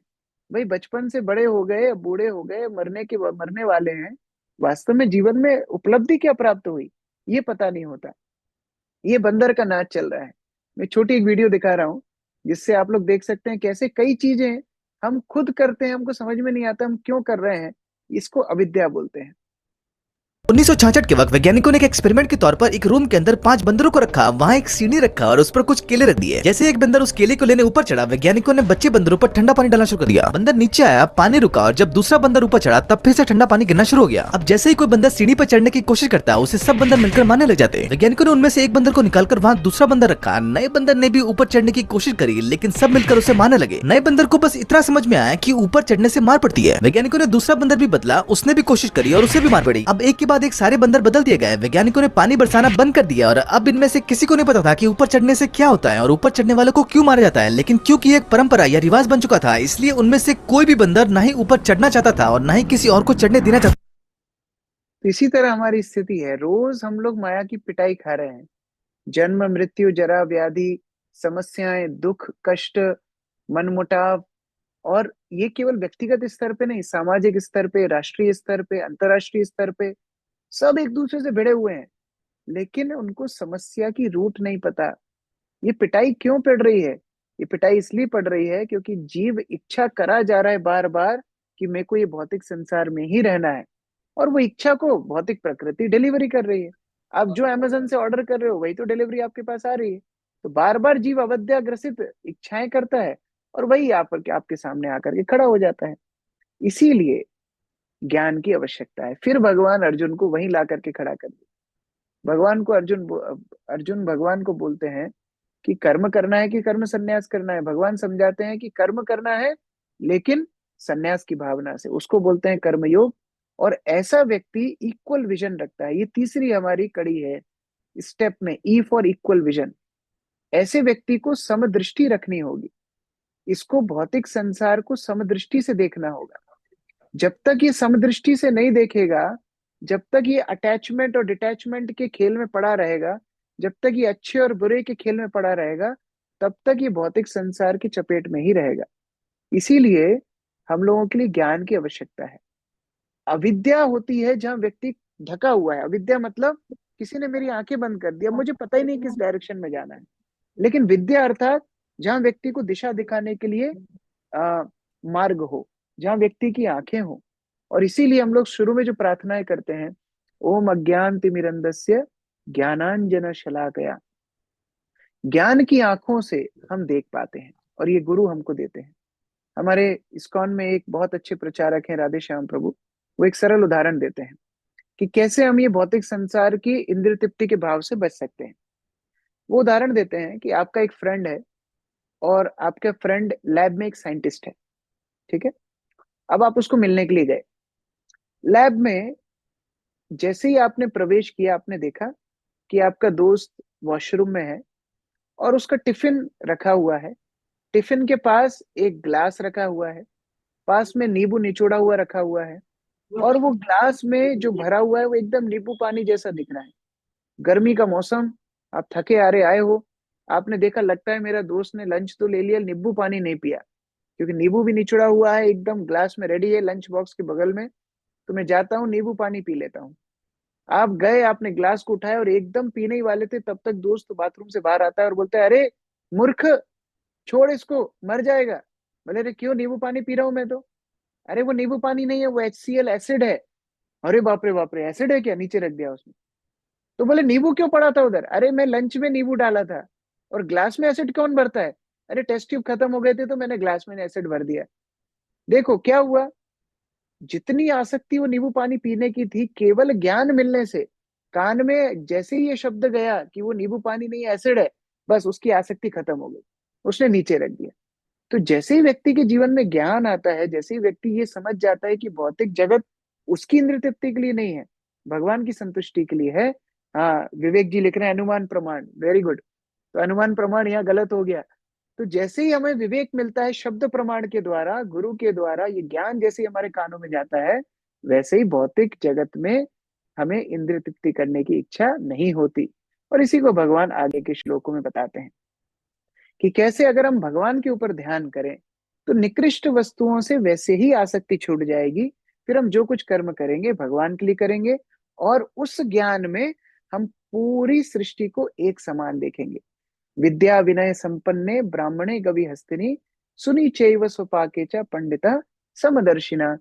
उस पंडित व्यक्ति के लिए, अर्थात ज्ञानी व्यक्ति के लिए, जो भगवान के लिए सारे कर्म करता है, वे व्यक्ति कभी भी किसी को शत्रु नहीं मानेगा। वो चाहे जानवर हो, हाथी हो, चांडाल हो, ब्राह्मण हो, गाय हो, सबको समभाव से देखेगा, क्योंकि सबके हृदय में परमात्मा विराजमान है। और ऐसे व्यक्ति की अपने आप सारी भौतिक इच्छाएं कम होती चली जाएंगी। हमेशा वो व्यक्ति ये सोचेगा कि कैसे मैं आगे अपने उद्देश्य की ओर बढ़ूं, ना कि इंद्रिय भोग की ओर तरफ बढ़ूं, क्योंकि इंद्रिय भोग अंत में कष्टपूर्ण ही होता है। ये भी श्लोक गीता का बड़ा महत्वपूर्ण है। यही संस्पर्श जा भोगा दुख यो न एवते आदि अंतवंत कौन्तेय न तेषु रमते बुधा। आप इंद्रियों को भोगने जाते हो, इंद्रियां एक रिजल्ट देती हैं जिसको बोलते हैं हम कष्ट। हम चाहते हैं रेस्टोरेंट का खाना खाएं, कोल्ड ड्रिंक पिए, ये करें वो करें, और जैसे जैसे आयु बढ़ती है वैसे वैसे शरीर सिग्नल देने लगता है। थोड़ी सी इंद्रिय तृप्ति करने जाते हैं, इतना ज्यादा हमको हर्जाना भरना पड़ता है। इसलिए बुद्धिमान व्यक्ति क्या करेगा? बुद्धिमान व्यक्ति इंद्रिय तृप्ति के पास नहीं जाएगा। अब प्रश्न आ सकता है, लेकिन प्रलोभन तो आते हैं ना, इच्छाएं तो होती है ना गलत काम करने की। कहीं भी रास्ते में 2000 का नोट दिखेगा तो प्रभु जी लेक्चर थोड़ी याद आएगा, वो तो जेब में ही जाएगा ना। कैसे हम लोग अपनी इंद्रिय तृप्ति की ये वासनाओं को कम करें? भगवान सरल उपाय बताते हैं, टॉलरेट। केवल इन वेगों को सहन करना सीखो, धीरे धीरे ये कम हो जाएंगे। ये खुजाल की तरह, खुजली होती है ना, खुजली, जब खुजली होती है तो क्या होता है, हम जितना खुजाते हैं ना उतना ही वो खुजली बढ़ती जाती है। और उसको अगर हम थोड़ी देर टॉलरेट करके वहां कुछ लोशन या दवाई लगा लें तो बस वो खुजली चली जाएगी हमेशा के लिए। तो कैसे इन प्रलोभनों के ऊपर, कैसे इन वस्तुओं के ऊपर जय करें, कैसे इन वस्तुओं से हम ऊपर उठें? सरल उपाय, फर्स्ट प्रिंसिपल, टॉलरेट। जब भी कोई इच्छाएं ऐसी होती हैं जो धर्म विरुद्ध है, टॉलरेट कीजिए, उसको तुरंत भोगने की कोशिश मत कीजिए। और दूसरा, मल्लम लगाइए उस पे, खुजली के स्थान पे मल्लम क्या है? परम दृष्टवा निवर्तते, हमने पहले चर्चा किया था। ऐसे उच्चतर काम कीजिए जो आपके ध्यान को उस विषय भोग से ही हटा दे। जैसे भगवान के नाम का जप करना, जैसे साधुओं की संगति करना, गीता पढ़ना, ये सारे कार्य करने से धीरे धीरे हम उन वस्तुओं से ऊपर उठ जाएंगे। अब अंतिम चरण इस अध्याय का, जो कि वास्तव में इस अध्याय के प्राण है। अगर आप इस अध्याय में कुछ भी याद ना रखें, केवल ये एक श्लोक याद रखें, अंतिम श्लोक, तो भी काम बन जाएगा। ये अंतिम श्लोक बताता है पीस फॉर्मूला। पीस फॉर्मूला, हाँ, पीस फॉर्मूला। पीस फॉर्मूला का मतलब शांति कैसे मिले। हम सब शांति चाहते हैं ना। शांति कौन सी आंटी है? शांति आंटी कौन है ये? शांति मतलब हमारे जीवन में समृद्धि चाहते हैं, सुख चाहते हैं, शांति चाहते हैं। लेकिन हम देखते हैं कि हम कोई भी खुश नहीं है। हम सबके अंदर होड़ लगी हुई है, मैं जो चाहूं वो मुझे मिलना चाहिए, मेरे शत्रुओं का बुरा होना चाहिए, मैं पूरे दिन काम करूंगा, मैं सबसे बड़ा व्यक्ति बन जाऊंगा। आकांक्षाएं बुरी नहीं है, लेकिन उद्देश्य गलत है। मेहनत भक्त भी करते हैं, मेहनत भक्त लोग मुझे लगता है कर्मियों से ज्यादा करते हैं। सामान्यतः लोगों का दिन शुरू होता है 7-8 बजे, लेकिन भक्तों का जो आध्यात्मिक पथ पे है उनका दिन शुरू हो जाता है 3-4 बजे, सुबह के 3-4 बजे, हाँ, दोपहर के नहीं। सुबह 3-4 बजे से उनका दिन शुरू होता है, और वो लोग पूरा दिन कैसे काम करते हैं? तो मेहनत करने के लिए कोई मना नहीं कर रहा है, लेकिन उद्देश्य क्या है? क्या दूसरों का शोषण करना हमारा उद्देश्य है, कि हमारी संतुष्टि हमारा उद्देश्य है? तो जब भक्त लोग भगवान को प्रसन्न करने के लिए काम करते हैं तो कोई दिक्कत नहीं है। लेकिन जब अनर्गल रेस लगी हुई है एक दूसरे को पीछे करने की, तब कोई भी सुखी नहीं होता। मैं उदाहरण भी कई बार चर्चा करता हूँ। कॉर्पोरेट में कई बार क्या करते हैं ना, कई एक्टिविटीज कराते हैं। तो एक एक्टिविटी ऐसी करवाई एक बार कि सारे एम्प्लॉयज को एक हॉल में इकट्ठा किया, सबके हाथ में एक बलून दिया, एक फुग्गा दिया, और दूसरे हाथ में एक पिन दी। गेम ये था कि अपने बलून को 5 मिनट के लिए बचा के रखना है, बलून फूटना नहीं चाहिए। ये गेम था। जैसे ही घंटी बजी, 30 सेकंड के अंदर सबके बलून फूट गए। कैसे? वो जो दूसरे हाथ में पिन है ना, वो बड़ी खुजली करती है, वो पिन को चुबाने की इच्छा होती है। तो दूसरे का बलून सब एक दूसरे का फोड़ने लगे और सबके बलून फूट गए। अच्छा, मजे की बात, ये गेम का तो ये पार्ट ही नहीं था। वो पिन तो ऐसे ही दी थी। गेम का पार्ट ये था अपना बलून बचाना है। तो अगर सब लोग अपना अपना बलून बचाते तो सभी विनर्स बन सकते थे। लेकिन उन्होंने सोचा कि नहीं, मैं अकेला विनर बनूंगा, दूसरा क्यों विनर बनेगा? तो वो पिन से सबको फोड़ने की इच्छा होती है। यही है हमारा भौतिक संसार। जहां हमारी इच्छा होती है हम दूसरों को कैसे पीछा करें, और उस कारण से क्या रिजल्ट्स आ रहे हैं आप देखिए। लोग सो नहीं पा रहे हैं। एक सामान्य जानवर भी, आप कुत्तों को भी देखेंगे ना, जैसे हम IIT बॉम्बे में गए थे प्रचार के लिए, वहां के बच्चे हमको बता रहे थे कि प्रभु जी कई बार ना कुत्तों को देख करके जलन होती है। मैंने बोला, अरे तू IIT का लड़का है, कितने बच्चे मरते हैं IIT में एडमिशन लेने के लिए, बोलता है कुत्तों से जलन होती है। बोले, हाँ प्रभु जी, हमारे एग्जाम होते हैं, देखो कुत्तों के एग्जाम भी नहीं होते। हम लोग रात में सो नहीं पाते, हमको डिप्रेशन होता है, ये देखो सड़क के बीच में सो जाते हैं। तो एक तरह से मनुष्य जानवरों से भी पीछे है। स्लीपिंग पिल्स खा रहे हैं, थ्रेट्स हैं जीवन में, इनसिक्योरिटीज हैं। स्कैरसिटीज हैं, हार्ट ब्रेक्स हो रहे हैं, लोगों के रिलेशनशिप मेस्ड अप हैं। अब ये सब बातें मैं यहाँ नहीं करूंगा क्योंकि हमारा सेशन भगवत गीता के ऊपर डायरेक्ट है, बट कितने लोग परेशान हैं अपने जीवन में, फैमिलीज आर ब्रेकिंग, स्ट्रेस में, एडिक्शंस हैं, सुसाइड। अभी आज ही मुझे किसी ने भेजा, अभी नया ट्रेंड निकला है, आप लोगों को ही मजा आएगा सुनने में। अभी पता है नया ट्रेंड क्या निकला है? Divorce photoshoot. पहले होता था engagement photoshoot, pregnancy photoshoot, marriage photoshoot, अभी डाइवोर्स फोटोशूट होता है। डाइवोर्स फोटोशूट मतलब जहां लोगों ने डाइवोर्स ले लिया, संबंध विच्छेद हो गया, अब वो फोटोशूट कराते हैं कि वो कितने खुश हैं, और हाथ में लेते हैं हैप्पीली डाइवोर्स। अब इसमें दो मजे हैं, एक तो जिसने डाइवोर्स लिया है वो अपने आप को सांत्वना दे रहा है कि हाँ मैं खुश हूँ, all is well, all is well, और फोटोग्राफर को भी पैसे मिल रहे हैं, दोनों का काम हो रहा है।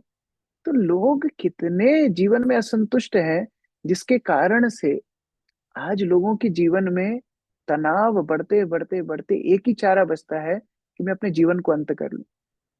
और सेकंड सेकंड में आत्महत्या अटेम्प्ट हो रही है भारत में। यहाँ पर इंडिया टुडे की एक रिसर्च है, 25 सालों में युवाओं की आत्महत्या का दर 3 गुना हो गया, मतलब सक्सेसफुली जिनने सुसाइड की है। अमेरिका में सुसाइड और ड्रग से जो लोग मरते हैं वो कई ज्यादा है टेररिज्म, एक्सीडेंट्स और डेडली डिसीजेस से। ये आजकल की स्थिति है। और अगर हम इनकी समस्याएं ढूंढने जाएं तो समस्या रूट कॉज क्या है? कई चीजें, कई समाधान हम करते हैं। जैसे आपने वो टॉम एंड जेरी का शो देखा होगा।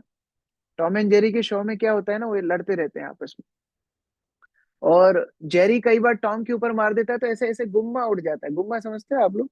हमारे गांव की भाषा में बोलते हैं गुम्मा। यहाँ से व्हाट यू से, लाइक यहाँ से स्वेलिंग टाइप की आ जाती है, सब पूरा इधर ऊपर उठ जाता है। फिर वो ट्रेटर। जेरी क्या करता है, वो टॉम क्या क्या बोलते हैं बसंत प्रभु? ट्रेटर बोलते हैं हमारे यहाँ, ट्रेटर। ट्विटर, ओके, मैं गांव का आदमी हूँ तो टेमला गुम्मा। टेमला टेमला बोलते हैं, बोलो ये टेमला। समझ गए, सब लोग समझ गए। तो वो जो गुम्मा उठता है ना, तो टॉम क्या करता है, उसको दबाता है, इधर देखा है आपने? उसको यहाँ से दबाता है तो वो यहाँ से निकल जाता है, देखा? फिर यहाँ से दबाता है तो यहाँ से निकल जाता है। ये हमारी आज की जनरेशन है, ये हमारा आज का मॉडर्न वर्ल्ड है।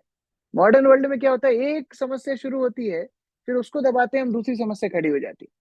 हाँ भाई, बैलगाड़ी से चलने में बहुत टाइम लगता है, बहुत टाइम लगता है, क्या करो, कार इन्वेंट कर लो। कार इन्वेंट कर लिया, अभी क्या दूसरी समस्या, पॉल्यूशन हो गया। तो अभी क्या करें, फिर इवन नंबर की गाड़ियां एक दिन जाएंगी, ऑड नंबर की गाड़ियां एक दिन जाएंगी, फिर दूसरी समस्या। अब लोगों ने दिल्ली में 2 गाड़ियां रखना शुरू कर दी, एक इवन नंबर प्लेट की, एक ऑड नंबर नंबर प्लेट की। लो निकालो सोल्यूशन। आप एक प्रॉब्लम के पीछे पड़ोगे, दूसरी प्रॉब्लम खड़ी हो जाएगी। तो ये है भौतिक संसार। रूट कॉज क्या है? रूट कॉज प्रॉब्लम का कैसे समाधान करोगे? रोटी कपड़ा मकान मेन प्रॉब्लम नहीं है। मेन प्रॉब्लम यह है कि हम अपने जीवन को सही डायरेक्शन में नहीं लगा रहे हैं।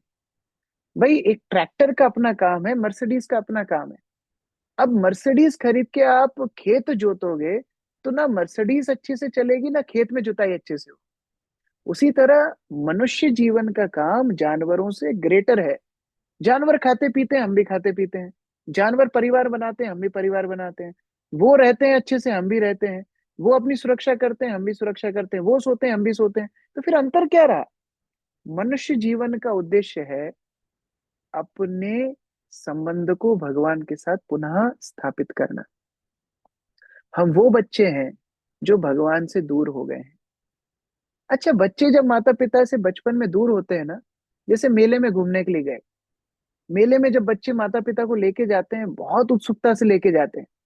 अभी हमारे यहाँ कालिदास मेला लगता है, कार्तिक मेला लगता है, उज्जैन में काफी मेले लगते हैं। बच्चे जिद्दी करके लेके जाते हैं, मम्मी पापा का हाथ पकड़ के जाते हैं, और वहाँ बहुत आकर्षण उनको मिलते हैं। एक तो वो हमारे यहाँ मेले में वो एक गटागट बेचने वाला आता है, चोटी वाला, वो बड़ा प्रसिद्ध है उज्जैन में। बच्चे उसके पास लेके जाते हैं, फिर गुड़िया के बाल खाते हैं, और खिलौने खरीदते हैं, और झूलों में जाते हैं। अब ये सब करते करते मान लो बच्चे का हाथ पिताजी से छूट गया।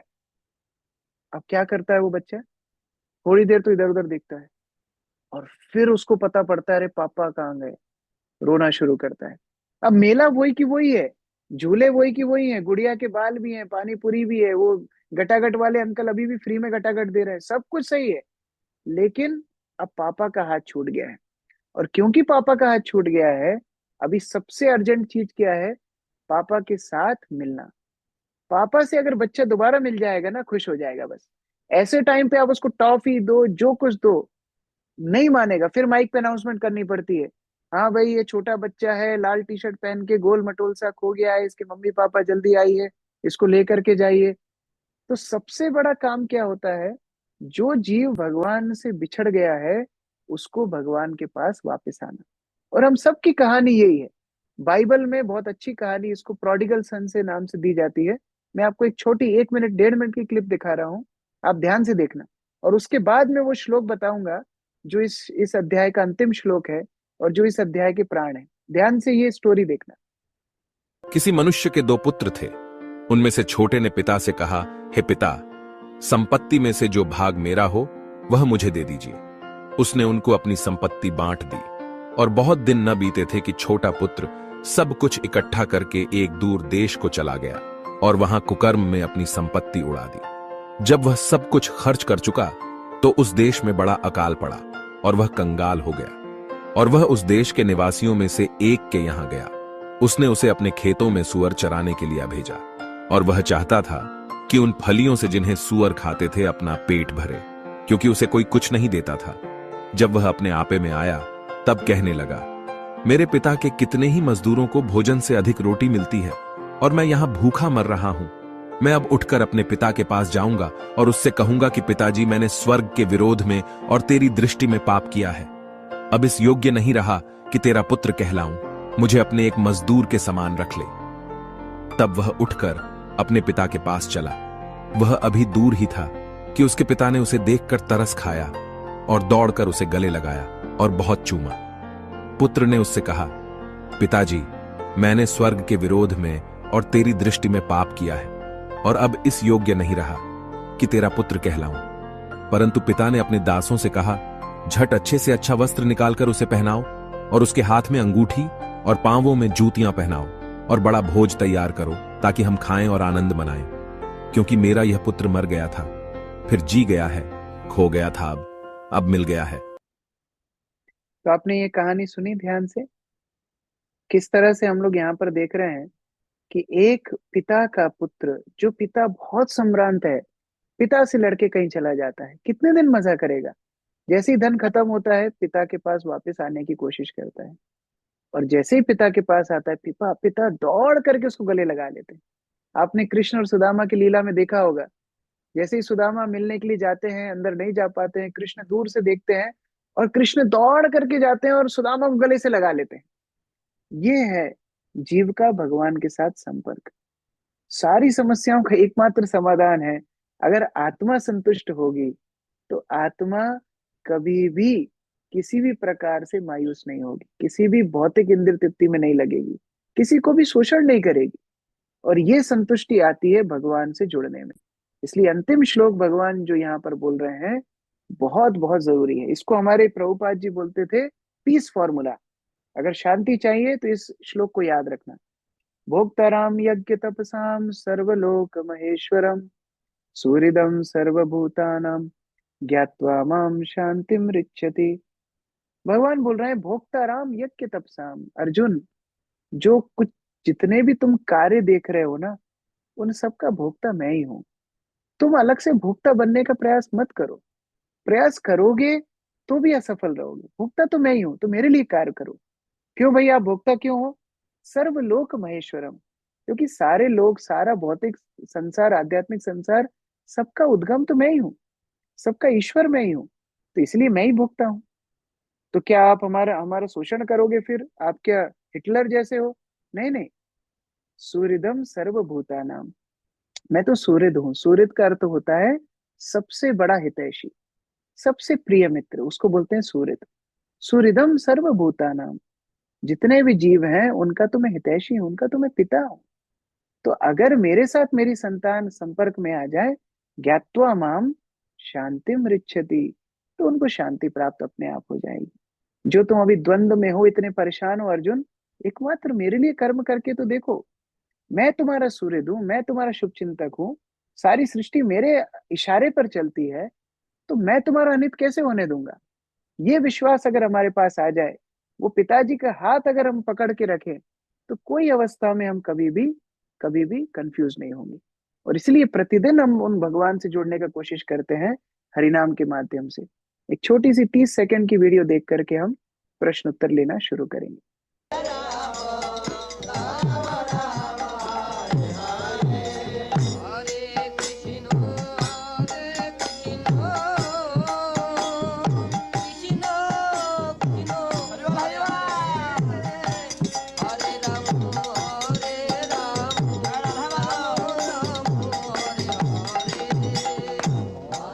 ये शिक्षाएं बड़ी ही सरल हैं। प्रत्येक जीव चिन्मय है, श्री कृष्ण का नित्य दास है। जाति, वर्ण, मत और राष्ट्रीयता की सभी उपाधियां अस्थायी हैं।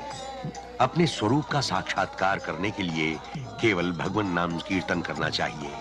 कीर्तन ही कृष्ण भक्ति का सार है, जो आज सारे संसार में हो रहा है।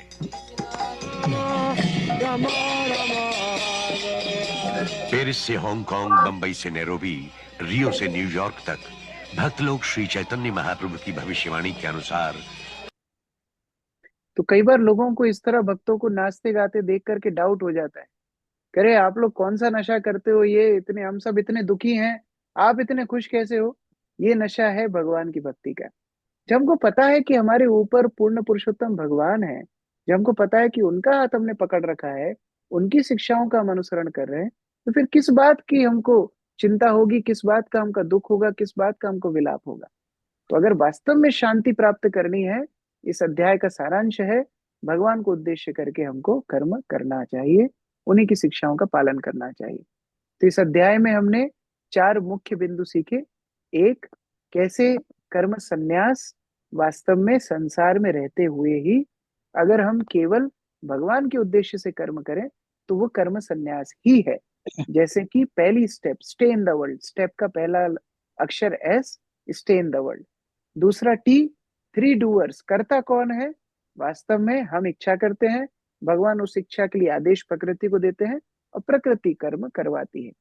तीसरा हमने देखा कि इक्वल विजन, कैसे व्यक्ति समदृष्टि रखता है, अगर भगवान के ऊपर उसका ध्यान होता है, भगवान के लिए कर्म करता है, तो फिर वो किसी से द्वेष करने की उसको आवश्यकता ही नहीं है। और अंतिम पीस फॉर्मूला, शांति कैसे प्राप्त हो? भगवान को अपना सुहृद मान करके, उनके आश्रय में रह करके, उनके साथ संपर्क स्थापित करके हम हमेशा संतुष्ट, सुखी, आनंदित रह सकते हैं। हरे कृष्ण। श्रीमद् भगवद गीता यथारूप की जय, श्रील प्रभुपाद की जय। अभी जिनके प्रश्न हैं आप लोग हैंड रेस कर सकते हैं। अनु मिश्रा माता जी।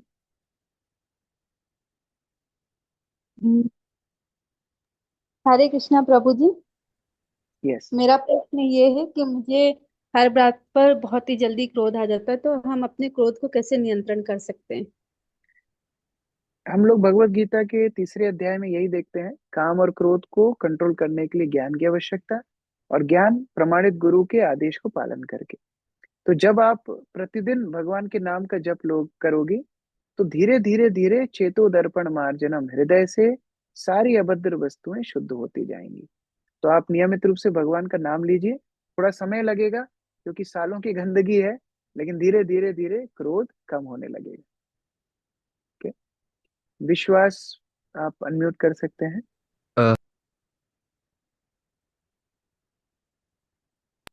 प्रभु जी, मेरा ये प्रश्न था कि अगर कोई बहुत अमीर व्यक्ति है और उनको अपना कर्म कृष्ण के लिए लगाना है, तो अपना सारा धन क्या मतलब सारा उस धन का क्या करना चाहिए जो उनके पास बहुत सारा है? उसको वो मतलब करना क्या चाहिए? उस धन का बांट देना चाहिए कि उसको सही जगह लगाना चाहिए कि? देखो, अभी हमने आपको एक स्टोरी दिखाई जहां पर एक अमीर व्यक्ति के बच्चा खो गया था, है ना? अब वो बच्चा मान लो छोटा हो, यहाँ तो बड़ा बच्चा था, अपने आप उसको बुद्धि आई, वापस आ गया। छोटा बच्चा है, अमीर व्यक्ति का खो गया। अब अकेला बैठा हुआ है, कोई व्यक्ति आकर के उसको थोड़ा सा भोजन दे देता है, तो वो भोजन खा करके थोड़ी देर उसकी भूख मिट जाएगी, फिर से भूख लगेगी। कोई उसको थोड़ा कंबल वंबल दे देता है, फिर से उसको ठंड लगेगी, कपड़े कभी तो फटेंगे। लेकिन एक व्यक्ति उसको बोलता है, बेटा तुम अकेले बैठे हो, तुम्हारे पापा कहाँ रहते हैं? तो वो थोड़ा बताएगा कि अरे मैं तो यहाँ से हूँ, वहां से हूँ। ढूंढ ढांड के वो व्यक्ति उस बच्चे को अपने पापा के पास छोड़ के आ जाए। तीनों में से सबसे अच्छा कौन है? पहला, दूसरा या तीसरा? तीसरा बाबूजी। तीसरा है।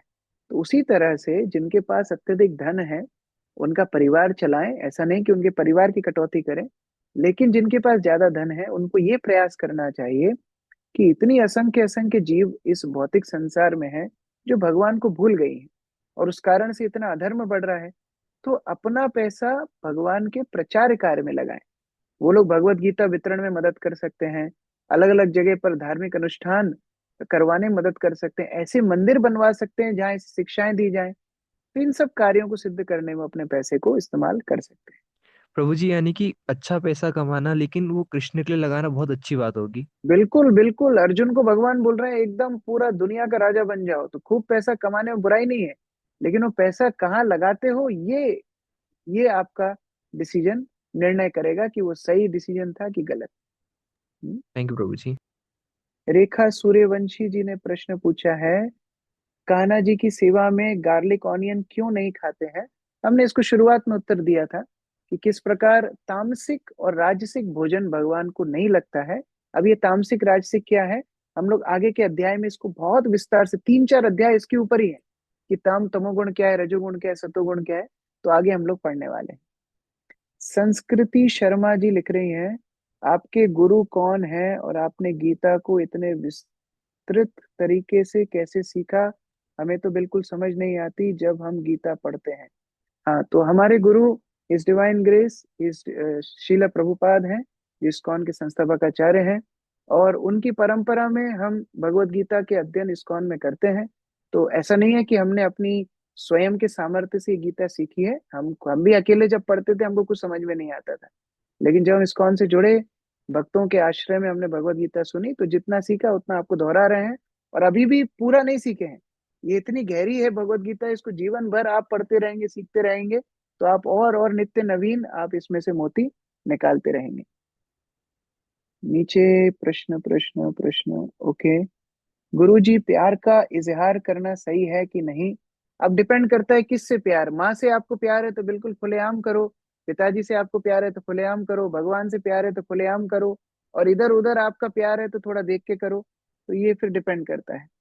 नलिनी जी का प्रश्न है, कोई आपसे बिना आपकी कोई गलती के बार बार आपसे लड़ता हो, आपको अपशब्द बोलता हो, हाथ तक उठा लेता है, तब तो स्वयं से काम नहीं संयम से काम नहीं रखा जा सकता। तब क्या करें? ऐसे इंसान से दूर हो जाना ही ठीक होगा जो की वैल्यू नहीं करता है। क्या करें? हाँ, अगर वास्तव में कोई व्यक्ति बहुत ज्यादा अभद्र व्यवहार कर रहा है और आप उसके व्यवहार से बड़े परेशान हैं, तो उनसे डिस्टेंस रखा जा सकता है। यही बुद्धिमानी का लक्षण है। आत्महत्या करने के बाद आत्मा भगवान के पास जाती है, नरक में? बिल्कुल नरक में जाती है, क्योंकि भगवान ने आपको ये शरीर दिया है और उस शरीर का हमने दुरुपयोग किया। उस शरीर को छीनने का अधिकार हमारा नहीं है। तो जब कोई आत्महत्या करता है तो प्रेत योनि में जाता है, भूत बनकर उसको अपनी अवधि पूरी करनी पड़ती है।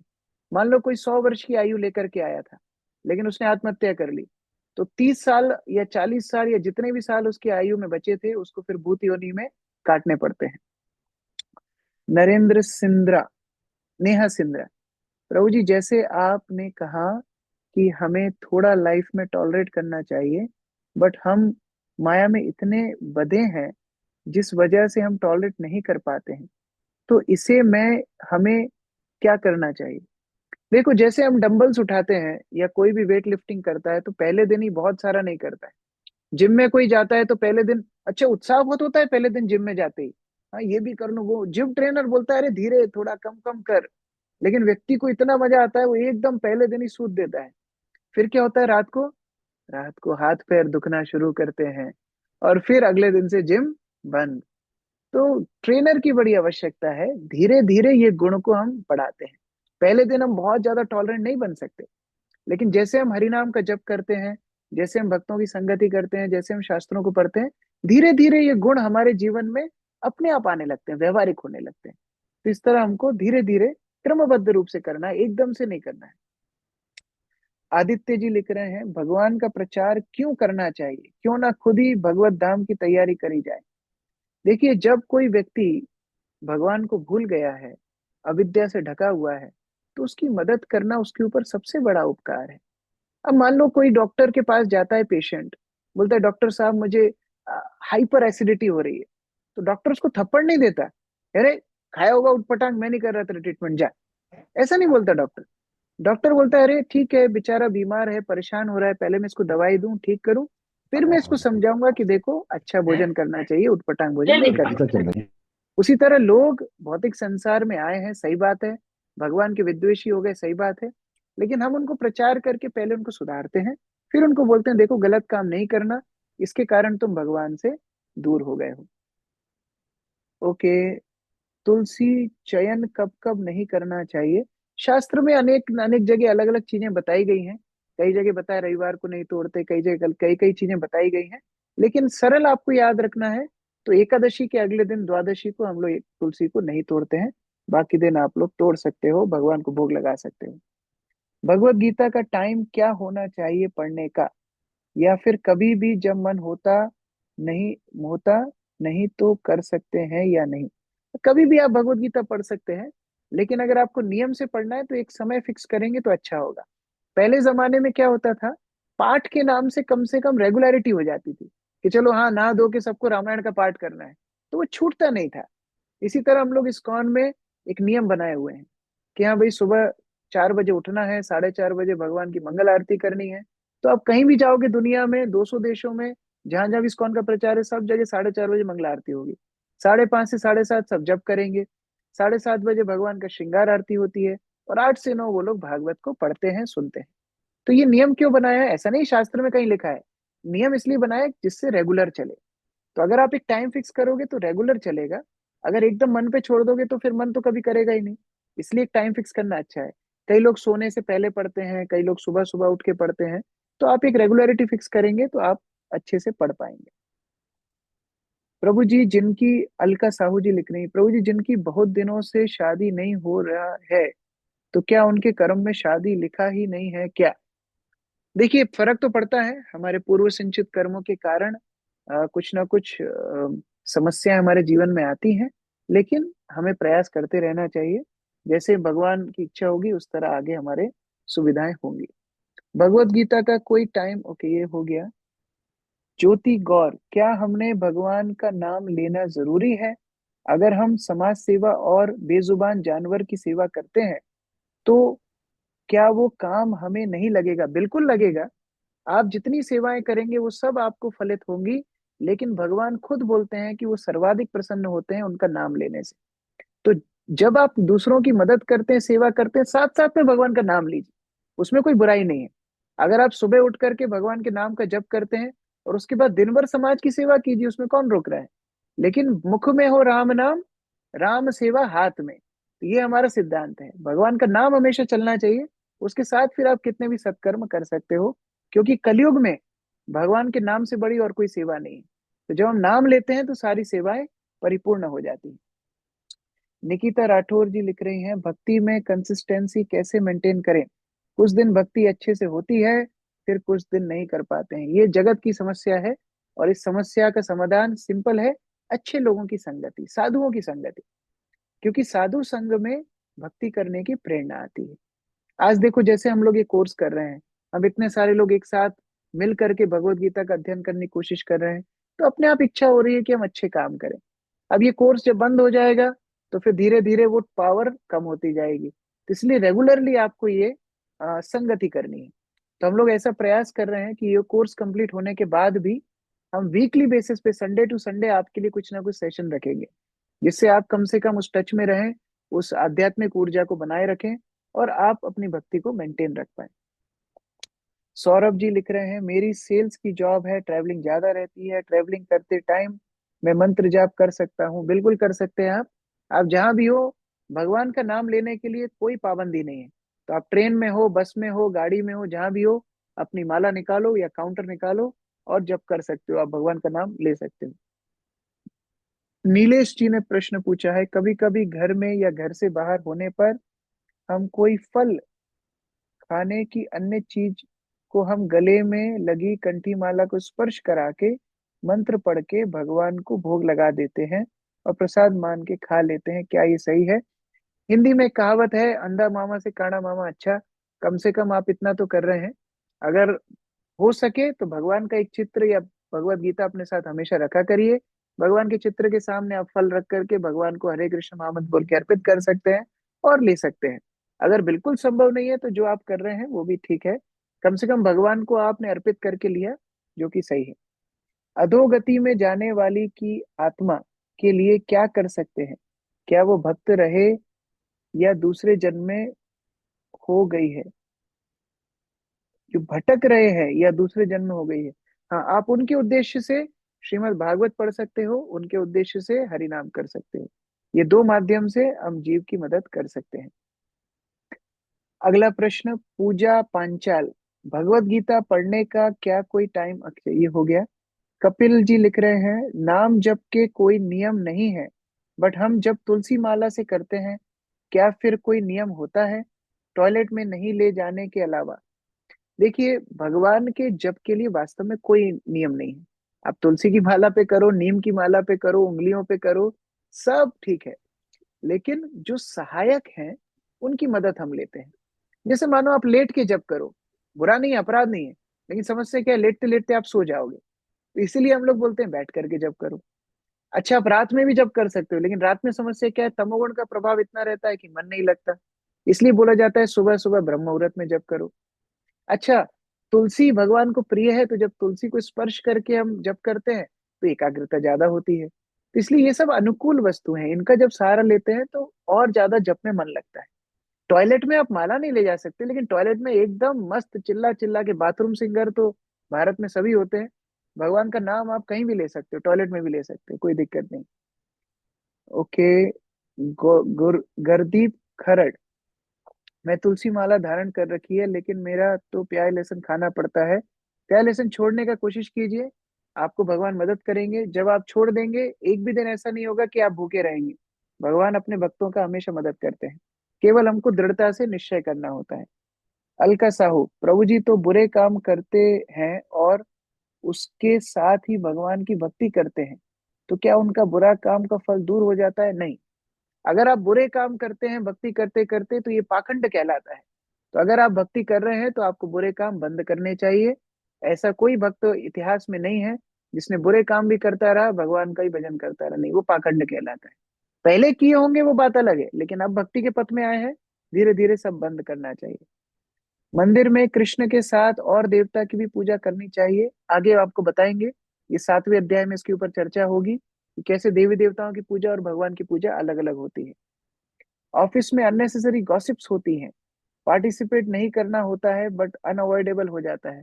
ठीक है, जहां एकदम अनअवॉइडेबल, भी बॉस ही बैठ करके बात कर रहा है, आप नहीं बात करोगे, हो सकता है आपको सस्पेंड कर दे, तो फिर मामला बिगड़ जाएगा।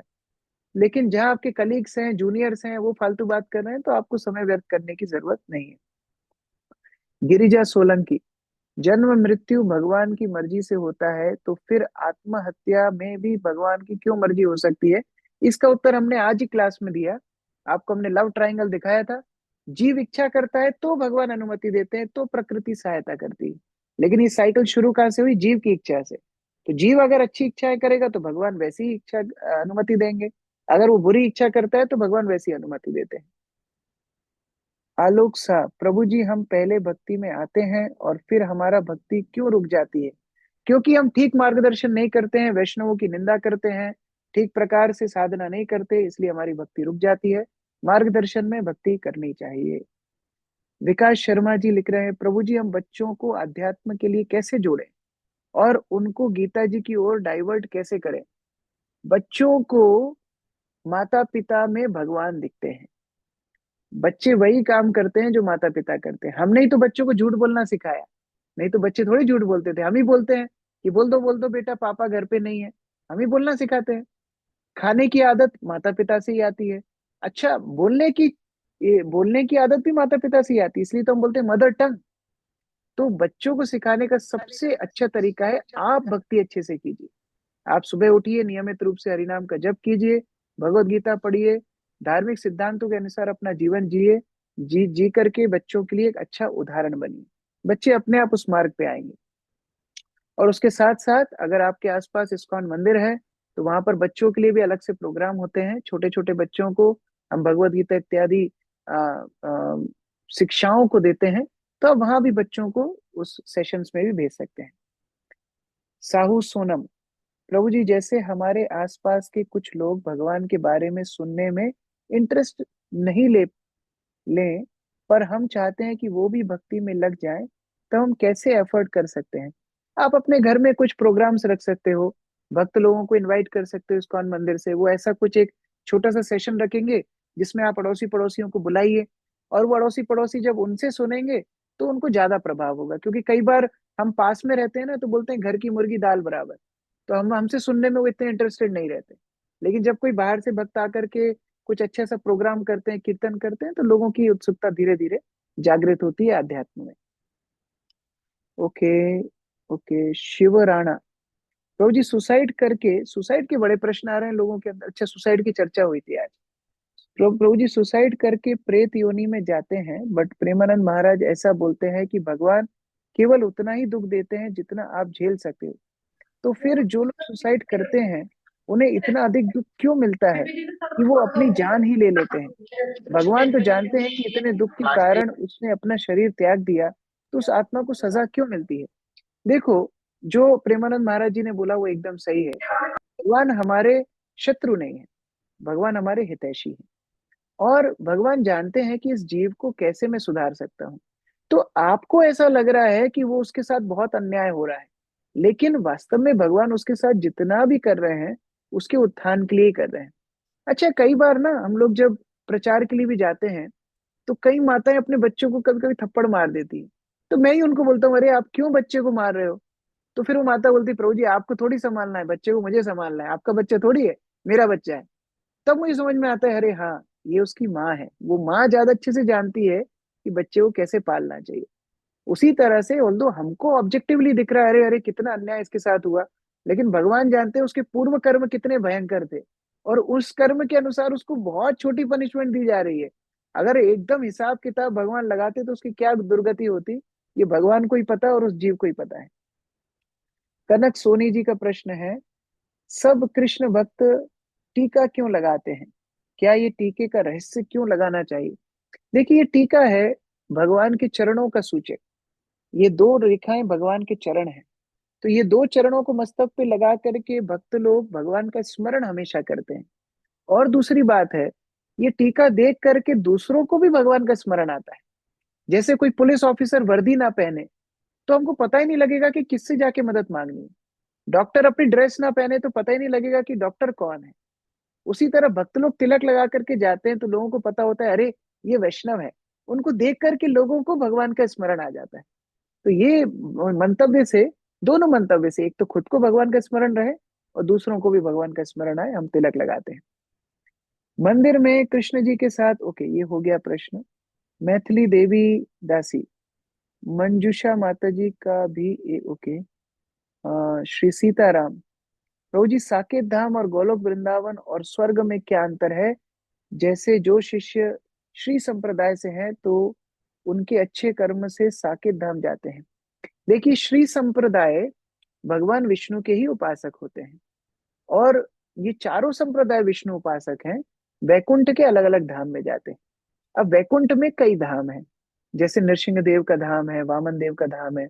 जो भगवान राम का धाम है वैकुंठ में, उसको साकेत धाम बोलते हैं, और जो कृष्ण का धाम है उसको गोलोक वृंदावन बोलते हैं। तो जिस रूप के प्रति भक्त की आसक्ति होती है, भगवान उसको उसी रूप में अपने धाम में प्रवेश देते हैं। तो अंतर ऐसा नहीं है, लेकिन भक्त के भाव का अंतर है।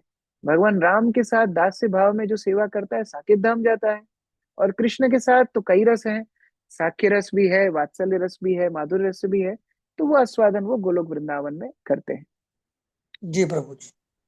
ठीक है, ओके। दीपक दहारिया, प्रभु जी जैसे कि हम देखते हैं लोगों को ज्ञान तो सब होता है, क्या करना है क्या नहीं करना है, लेकिन फिर भी हम बार बार माया के चंगुल में फंस जाते हैं।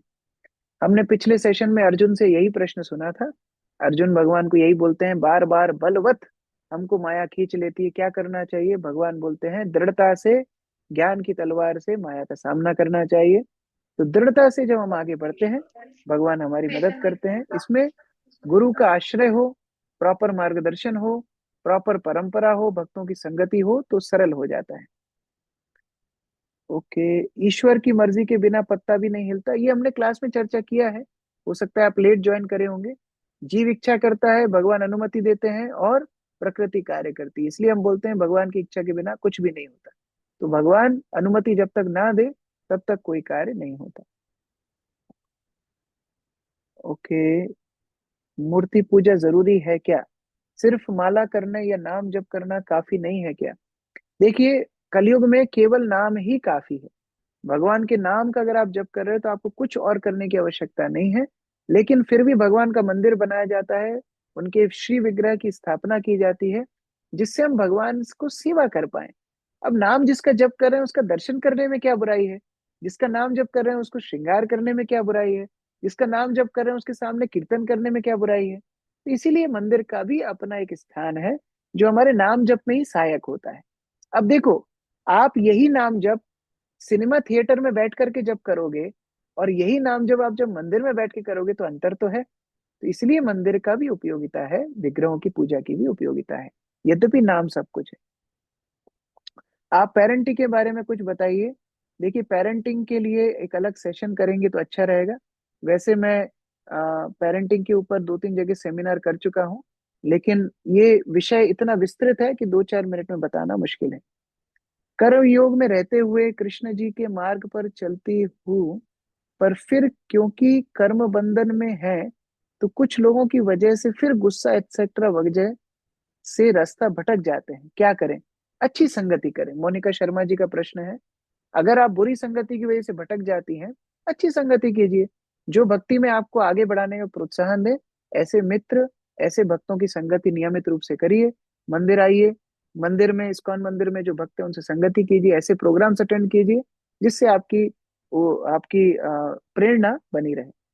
अभी मेरे पास 31 प्रश्न और हैं और समय हो चुका है 9:34। तो मैं फिर हाथ जोड़ करके क्षमा मांगता हूँ। मैंने अपना पूरा प्रयास किया, जितनी तेज मैं प्रश्न ले सकता था मैंने लिए, लेकिन फिर अभी समय का अभाव है। हम लोग आगे परसों के दिन पूरा सेशन इसके ऊपर करेंगे। मैं एक लाइव प्रश्न लेना चाहता हूँ। यहाँ छोटू सिंह हैंड रेस किए हैं, आप अनम्यूट करके प्रश्न पूछ सकते हैं। जी जी, नमस्ते। जय श्री कृष्णा। जय श्री कृष्ण, मैं बताइए। ये पूछ रहा था, आप, जी भैया, मुझे ये पूछना था, जब आप बीच में बता रहे थे ना, जब कोई आत्महत्या कर लेता है तो उसकी सजा अगले जन्म में भुगतनी पड़ती है, वो तो चला जाता है। हाँ, देखिए, अगर आपने ये सेशन सारे अटेंड करे हैं तो हमने दूसरे सेशन में आत्मा के विषय में चर्चा की थी कि कैसे हम शरीर नहीं, हम आत्मा है। तो जो मरा है वो शरीर मरा है, व्यक्ति नहीं मरा है, वो जीवात्मा है। तो आत्मा उस कर्म को लेकर के अगले शरीर में जाती है और वो हाँ, भोग ये बात भोगता तो सही है, है सुना ना। था। तो उस तरह से शरीर का अंत हुआ है, आत्मा का नहीं। ठीक है। हरे कृष्ण। चलो, श्रील प्रभुपाद की जय, थैंक यू। भगवत गीता यथारूप की जय, समवेत भक्त वृंद की जय।